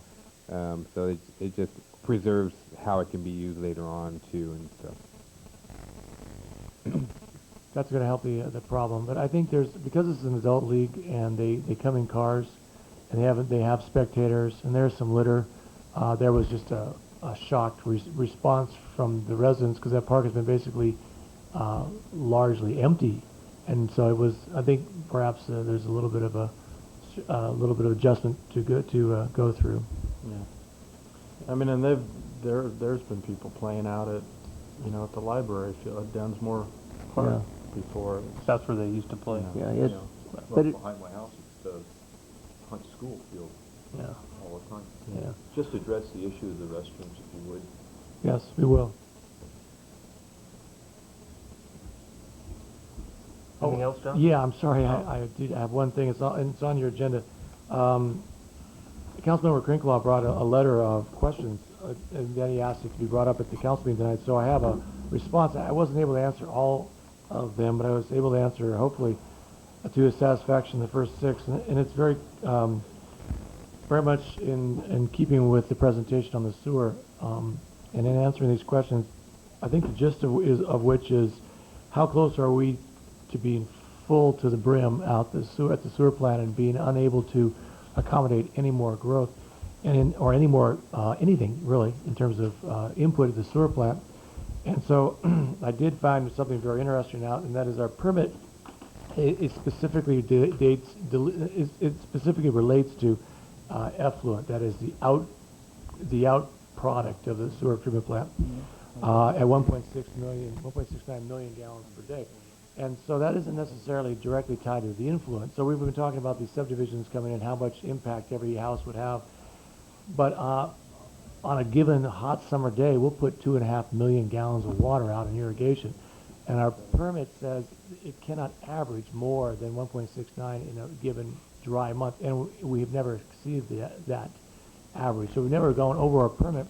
But when we look at influent, we have to realize because of evaporation and other factors that often the influent is a totally different than the effluent.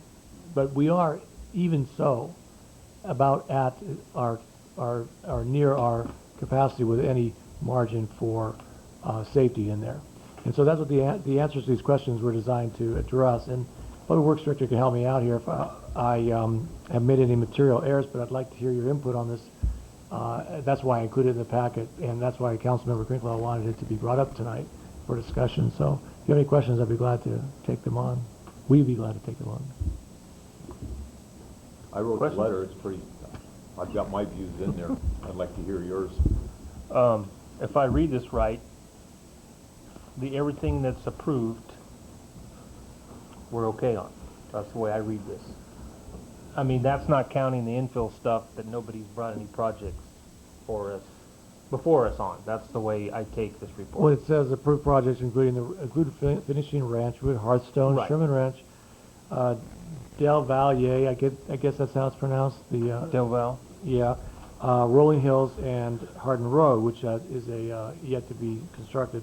But it doesn't include things outside the city, or 68 acres of infill within the city, and the Souza Estates, which is inside the city but not approved as a subdivision. One of the points that I learned that a parcel of land in the city has rights to being hooked up to the sewer, but if it's a large parcel and they wish to subdivide it and create a lot more hookups, then it becomes a subdivision agreement and problematic. And that's what the Planning Commission tackled last Thursday night with the Souza project.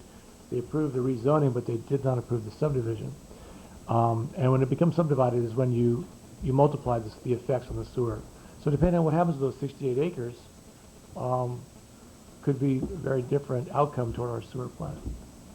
And I'm going to ask staff to jump in any time when I'm tripping up over this situation, because this is not my area of expertise. But so far they haven't jumped up, so I haven't made too many mistakes, I hope. Any more questions? Well, number 6, stop issuing permits. Are we at that point that no permits will be issued based on the fact that we can't take additional? Well, the permits, of course, are issued it's either the building permit or the occupancy permit. They're at the end of the process.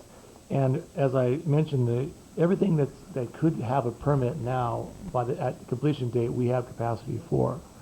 And so by stopping additional projects, there will not be any more permits. So we have effectively drawn the line right now. At least we're not considering more projects. And I believe the Planning Commission, the sewer problem was at the heart of why they did not approve the Souza subdivision request. And so it's already happening that the influence of the sewer capacity problem is already helping make decisions about additional permits, so that there will not be any permits at that level. Of course, that's probably going to be appealed to this very body, because that is the Souza project's recourse is to appeal to the council on that subdivision. So you might be hearing that, but that is exactly how further permits can be stopped.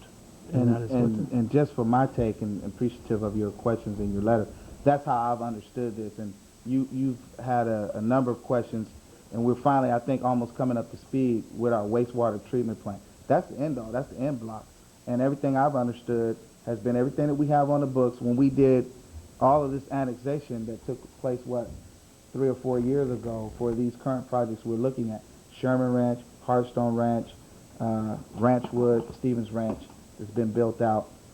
We came into that with what our current capacity would hold, And pretty much until we get underway with the presentation we had tonight, with all the mitigation of our wastewater treatment plant and what we've had with Carrillo, we really can't, because we're at capacity with this build-out. And I can appreciate the Planning Commission taking a role with whatever's coming before them to have that as a consideration, because that's where I see things have stopped. And we haven't gotten through this process of understanding where do we go from here and how do we come up with the monies so that we can have additional capacity. And I think part of that's with this general plan update as well, what we're looking at. So, but until that's done with the wastewater treatment plant, But rather than have that be an understood thing, don't you think we should make it formal that we are not going to issue any permits until we get some of these things resolved, so that people in this city don't say, well, he said that, but what does that mean? Are they going to continue or they're not going to continue? I'd like a clear voice spoken saying, we cannot issue any more permits. We do not have the capacity to do it. Simple, clear, direct statement. I don't have a problem. I don't know how the rest of our colleagues feel about it, but in terms of our sewer capacity and what that means in terms of the build-out we currently have, and whether or not we can proceed from there to get a clarification for that, I don't have a problem with staff going back and researching that and saying, you know, we can't really take on any additional. But I would want to see how that would be meshed out, because I understand it is we really can't, and that's already seemingly taking place. Well, I think that we have to talk, clear up semantically what we're talking about. I think legally we would have a hard time stopping the issuance of building permits on approved subdivision for these ones we've listed here. Right. But as for a moratorium on further development beyond this, we could do that. I mean, you could do that. You could consider doing that. Well, let me ask, is that your question to me? A moratorium beyond what's on paper? Yes, naturally. On Okay. annexations This and is already, those items listed This is there, already, yeah. they're already done. there. Okay. That's done. That's all put to bed. This is just saying, that's all we have. We don't have any more room. We're not going to issue. I don't have a problem with that, Well, because I guess to a certain extent, but I guess I would think that nothing is going to be annexed or approved until our general plan is done anyway, which is what, going to take 18 months? So technically, you know, nobody, Well, other actually, we had an developers. annexation request just on Thursday, so there will be attempts. Well, that wasn't an annexation request. Well, I'm That's sorry, it was already a in the city. subdivision. Subdivision I request. guarantee that we will not get any annexations through LAFCO. I No, guarantee there will that. be no annexations until the Absolutely, general under plan's no done. circumstances So will there's we a get any kind of annexations. silver lining right there. Nothing else is going to be approved until the general plan. Right. now here's the. Oh, I'm sorry. No, I was just going to say, the only thing, and obviously in looking at the request that Mike had made here with regards to his questions, to me, number 7 is the key. We can't answer that question until we finish this process.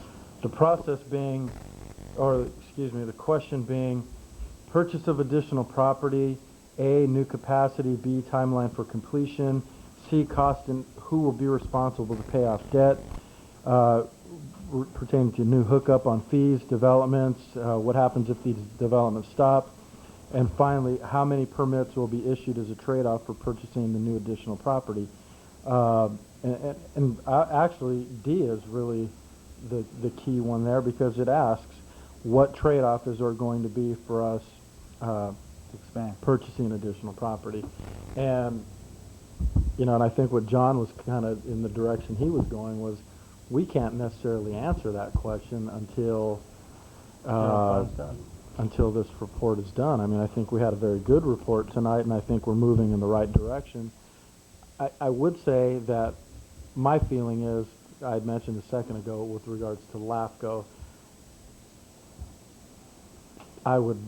it would be very highly unlikely, especially with our sewer issue, that they would even consider approving any annexations to us, first of all. And secondly, having, you know, I got on the council in early '92 when, you know, the time frame when we had gotten off of a moratorium. It was having that moratorium in place was bad for our economy, and it sent a very bad message to those looking at investing in our community. Not just development, but all other types of business. I think it sent a terrible message. There was, just a loss in confidence on the part of the city just by the fact that there was a moratorium in place. I think it spoke very negatively to the city, and I think in part, I think that's why you saw all those lots that were sitting out there, finished lots, for years. It took a number of years for there to be a confidence back in the city. I would say that, and I would say most of us remember that time period with that moratorium. It was bad news.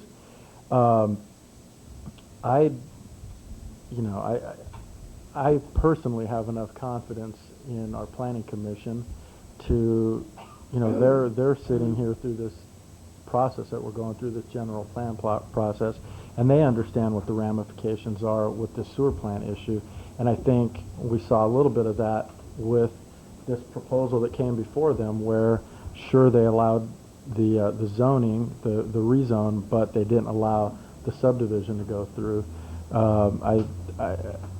I have all the confidence in our planning commission that they will continue to make that statement that they will not allow any more capacity, anything beyond what's vested and anything that's infill. I personally, having seen what had happened already, I think we would be sending a horrible message by even throwing out the moratorium card. But Charles, we need to give them some direction. And I think the direction we could give them is to say that any new projects have to be tied to that system being able to handle those new homes. I mean, you can't build new homes unless the system can actually accommodate them.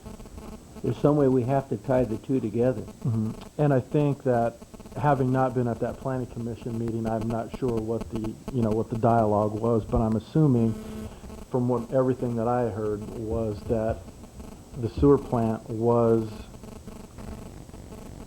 what caused them not to approve this subdivision. And I know more than likely we'll hear it on appeal, and we'll give the same message from what I'm hearing. Bob and Mike, I think that if we go down that road of a moratorium, it caused so many problems in our community last go around. And I think in terms of confidence on those looking at making investments in our community, I think we are going to send a horrible message. I really do.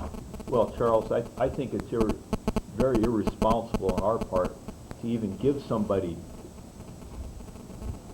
the feeling that we can do something before we resolve our sewer problems. Mm-hmm. That's going to stop us dead in our tracks. Mm-hmm. It might get us in trouble. Mm-hmm. I want to look at it before it gets us in trouble.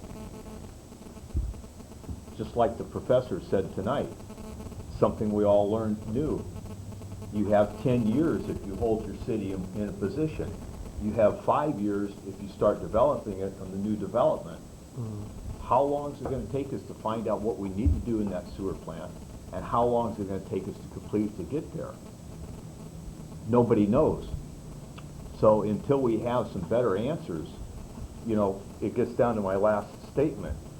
We need to provide direction for the city from real hard facts, not estimations and guesses. And that's, to me, what we're doing right now. We don't have any hard facts as far as that sewer plant.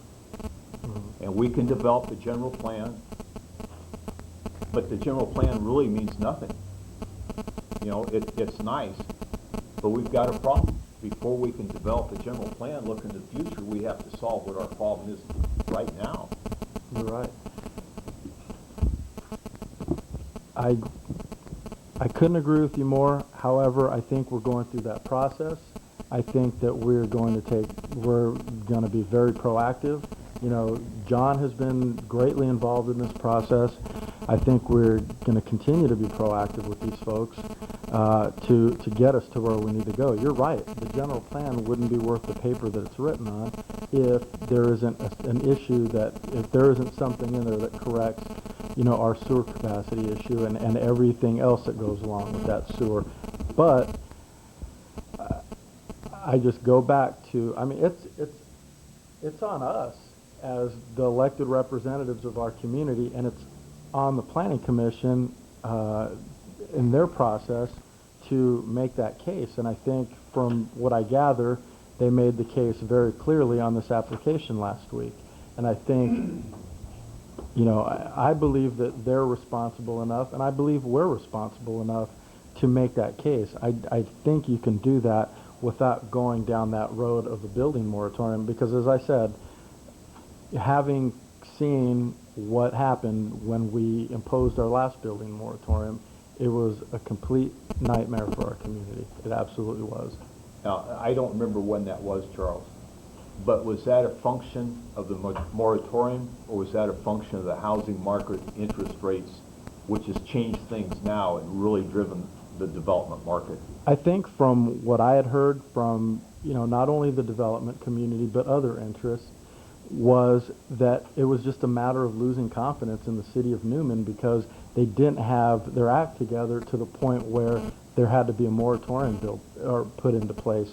And I think it created a loss in confidence in the city of Newman. It really did. And I think that's why I'm just telling you, it caused a loss of confidence in our ability to be proactive. I've seen in print lately several other cities have put a moratorium on growth. Four issues that they need to resolve first before they can go ahead. I'm not against growth whatsoever. But as I said all along, I want smart growth. And I don't think we can have smart growth until we take care of some of the concerns we have. Bernie? The last moratorium that the city went through was in 89-90, and that was imposed by the regional board.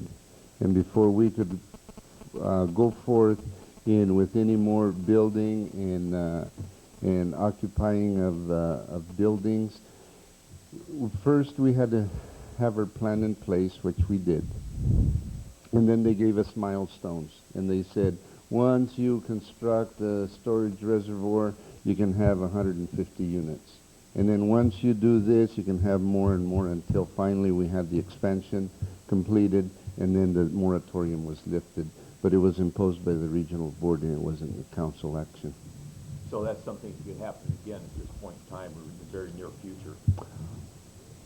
They issued a NOV last year with... What's that, Ernie? Yeah, a notice of violation was issued to the city. We responded to it. Now they're about to respond. I had a call from Alexis from the regional board last week stating that she had completed her letter, her response, and that it should be forthcoming and we should have it before the end of this month. So I don't know what it says, but until we do, we need to know just, I don't know where we're at until we take a look at that. So we've already had a notice of violation? Yes, we have. But it had nothing to do with the saying that they were going to issue a cease and desist. That was what we were under last time. That's why we had a cease and desist. This is a notice of violation, and these are fairly common. It could be because you forgot to fail to complete your monthly report in the manner according to the regulations or whatever. So until that C and D comes down, we can continue operating. I know we can continue operating, but what's your feeling? In the paper a while back, you said that we're all right, but if we have a little bit of development, I think the number used was 20 new homes, that could be enough to offset the balance. Is that the way you still feel after seeing these numbers in print? What Michael Holland and I were discussing a little while ago was that we need to be very vigilant, and we need to keep an eye as to the plant, the monthly operation of the plant as we go along, and develop reports and bring them before the council, present them to you, so that we know, and then look back at past data and see if there's any anomalies, and if so, were it caused by, you know, since we've had a lot of rainfall this year. So there's a lot of research to be done. At the present time, my guess would be just as good as anybody else's who's got all the facts and figures before them. You know, all we know is that if you use a certain amount of gallons per day per person, and we have so many, and the plant capacity is such, this is where we're going to be at when that happens. But beyond that, I couldn't add anything else or say that this certain action or this certain thing is going to take us over. We're pretty thin. Yes, we don't have. I can't stand here and confidently say, oh, there's no problems. We don't have to worry, and we'll be fine for the next 2, 3, 4 years. But I don't know. And again, I don't want to give you any guesses, like you said, Councilman. You can't go by those. I guess my take on it is we do kind of have a built-in moratorium because we're not going to annex anything or approve anything new until a general plan is done. At least 18 months, and I, for one, would never approve any new annexations until something's done with the sewer farm. So right there, we have a mechanism built in already. Not only general that, plan's but done. when we're going forward with an annexation, the city there's no way I would The city ever. has to be involved with moving forward on an annexation, that they agree with the annexation moving forward. And obviously, that's something with the situation. Obviously, I'm quite sure, that that's something the council wouldn't even consider going along with, being a party to any new annexation. So I don't even think. And what I'm saying is that between what we have in infill and what we have already vested and approved is plenty of inventory for, probably the next few years. And, I just, again, I think it sends the wrong message that even though we've already got, a built-in moratorium, because I'm sure we're not going to approve any more annexation, or LAFCO isn't going to approve any more annexations.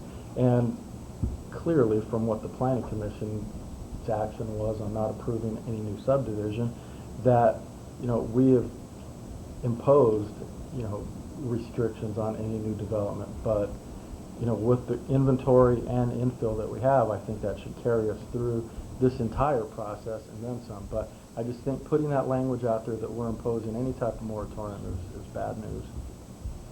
Let me ask you this. It's my understanding, John, that the apartments on Hardin Road can be built without going through the Planning Commission, the City Council, or anything else because they meet certain criteria. I understand that that essentially is correct. It's not the terms. I'm sure that's not the correct terms, but I believe Mr. Holland can help us out here. There'd be one exception, and that would be if there's a public health and safety but their capacity is included in here, so their capacity is included in our. But how many more parcels are there in the city like that are not identified? Well, we have the 68 acres of other infill that has not been subdivided and would have to be subdivided to have a major change in the amount of influence. As 68 separate parcels, they don't amount to much, but if they were allowed to be subdivided into multifamily housing, that'd be a different story. As a point of clarification, under the situation with Hardin Road, as the city attorney and I spoke, and that at their request, they are developing under the guidelines of the permitted rights within the R2 zone district, and that's 9 duplexes for a total of 18 units, consistent with the general plan density and consistent with the parameters of the R2 zone district. To further clarify, Mr. Councilman Greenclaw's question was, we have approximately 30 to 35 parcels within our community that are vacant, and that was done with our housing element. That was done with the housing element update. Now there may have, some of those may have been infield. Probably out of those, I think maybe in the range of 15 or 20 were probably in the medium density R2, R3 zone district. So depends on what they come in with. They could be allowed to develop at a certain level if it complies with the zoning code and the general plan. But some of those, and correct me if I'm wrong on this, Michael, in our last general plan, it identifies a number of pieces of property that are currently existing in the city limits. And there are a number of those, though, that are some of the 2.5 acres, some of the higher density ones that have infrastructure problems. Right. Correct. And some of them, I might point out, are already developed. There's 2.5 acres that has a house on there already, and the people are content with that.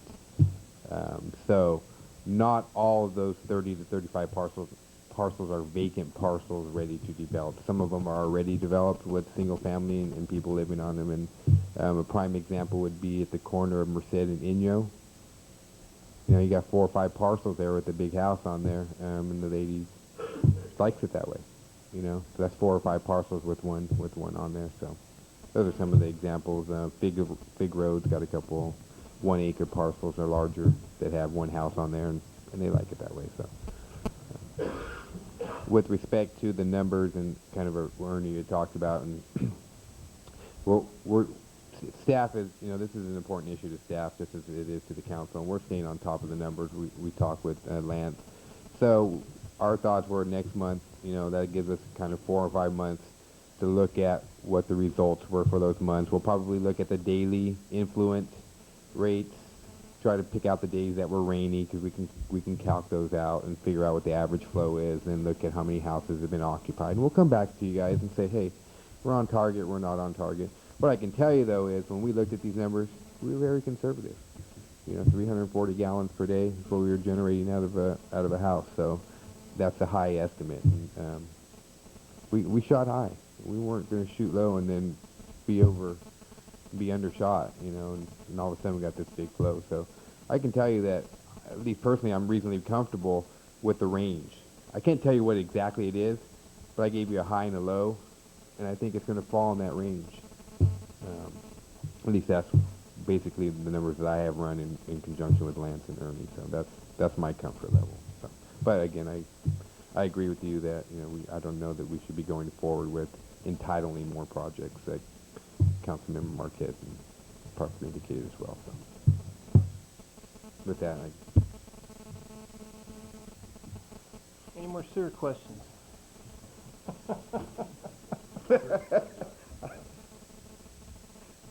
Was that it for your staff report, John? That's all I have. Thank you. Okay, with that, Anderson City Council members, Mike?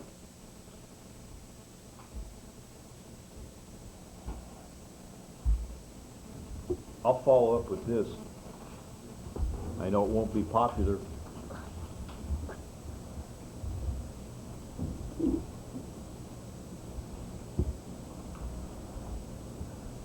I think we should put our general plan on hold for a while until we get some more definitive answers on what we're going to do out there in the sewer,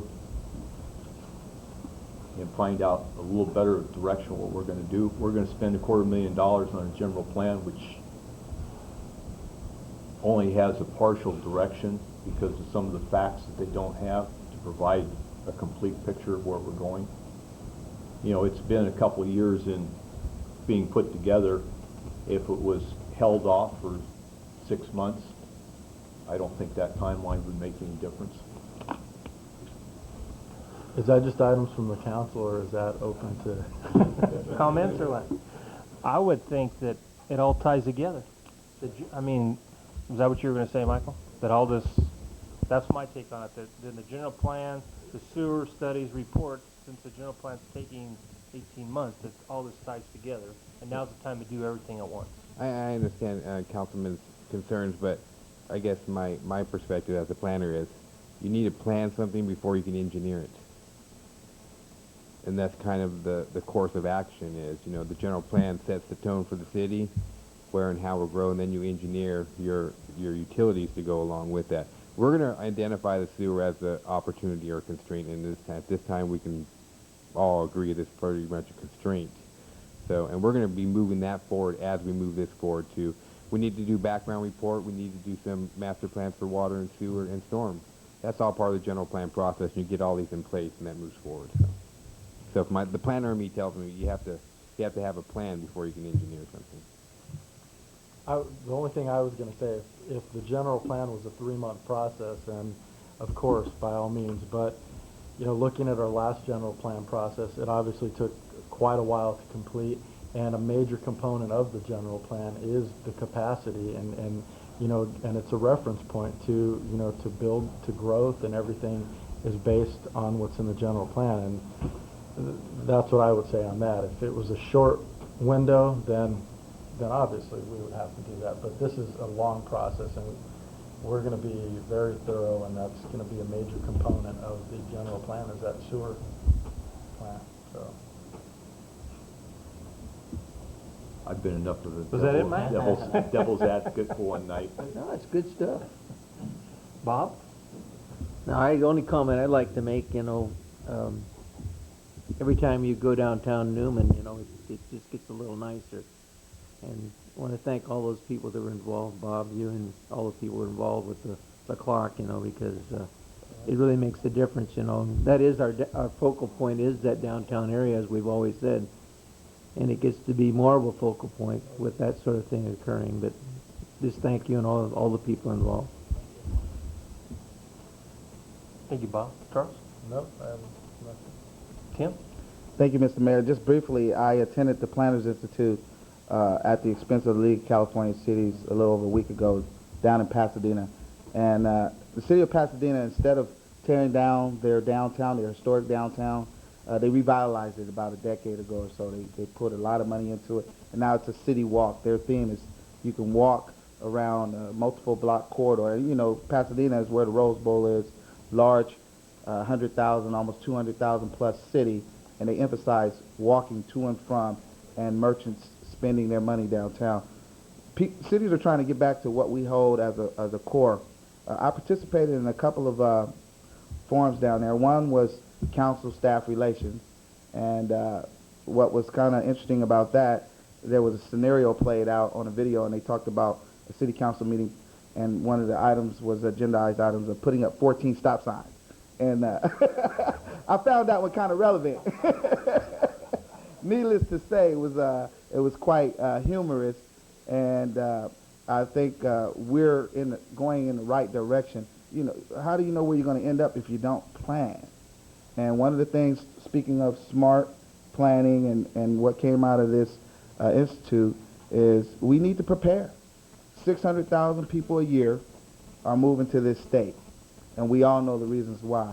And this wealth of the Central Valley, the San Joaquin Valley, used to hold about 16% of the state, but the state is so impacted in the Southern California regions, the coastal regions, not so much to the north, that people are reverting back to the Central Valley to a great degree because of our arterials, our highways.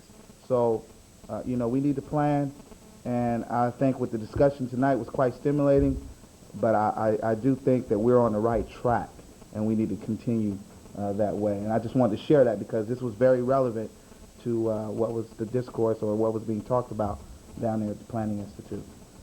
And the only other session I attended was Science 101, and we know about Science 101, remember, Viacom. So I have nothing further, Mr. Mayor. Thank you. I just wanted to mention one thing that I forgot to mention. On this proposal tonight by Ecologic, it was very unorthodox of a presentation, but it was very informative. And compared to his presentation from the presentation we got from Carollo, I think that he kind of cut through everything. I mean, let us know that there could potentially be some significant costs, and I'm wondering what the next step is going to be with these folks. Are we going to go ahead and progress further with them? I think we are going to open some talks with them after that presentation today, and I think staff's going to evaluate what they think of what happened I think tonight. that we were very pleased with them, and they've worked with our city engineers before, and they are highly regarded. I think we will have to put them on task, though. We can't engage them. They came pro bono tonight and did this just for no cost, but we will have to put them on task. It'll be a specific task, like dealing with the water board to get us from point A to point B. Part of the problem with Carollo is that they were allowed to operate, I think, kind of in a just in a general sense and they got it kind of off task. And I think that if we're going to engage this firm, it's going to be very specific. And I think that would be a good way to contain costs and also keep our focus. So we'll probably have to bring something back, hopefully very soon. I would like to see something back, and I think it adheres to what my colleague Crinklaw was saying. How do we get from point A to point B in a directional sense? And a lot of what I've heard from what you've said over previous council meetings, particularly with our wastewater treatment plant, is just that. And I saw a little bit of that tonight, and I would like to see a little bit more of that when he talked about some of the wells and the saline and what our real factors are. I think that's if we're in concurrence, to have our staff work with that. Yeah, I think sooner than better, because I like some of the things that he was presenting, and just some of the other options that we didn't hear before. He seemed, you know, to just be more proactive on some things, and the sooner rather than later. And again, as Tim mentioned, it addresses some of the things that Mike was talking about. You know, being able to incorporate, you know, some of these things as we do the general plan. That way, there's not any type of delay. That way, everything ties in together, and that way we could progress forward with everything all at once. So the sooner rather than later that we could get these guys rolling for us. Is that it? That's it. And that's what I was going to ask everybody, what they thought of that presentation, and so I guess everybody concurs to further have talks with Ecologic. We're not here. Peace is ready, Doug. Okay. That means it's time for us to do. And that's all I had. With that, we will adjourn the closed session, employee performance evaluation of the city manager, GC 54957. Thank you. Sure you don't, 5 minutes? you sure Yes, don't want sir. to postpone it again? Hey, No, Jeff. we don't. Oh, wait a second. He just, hey, wait.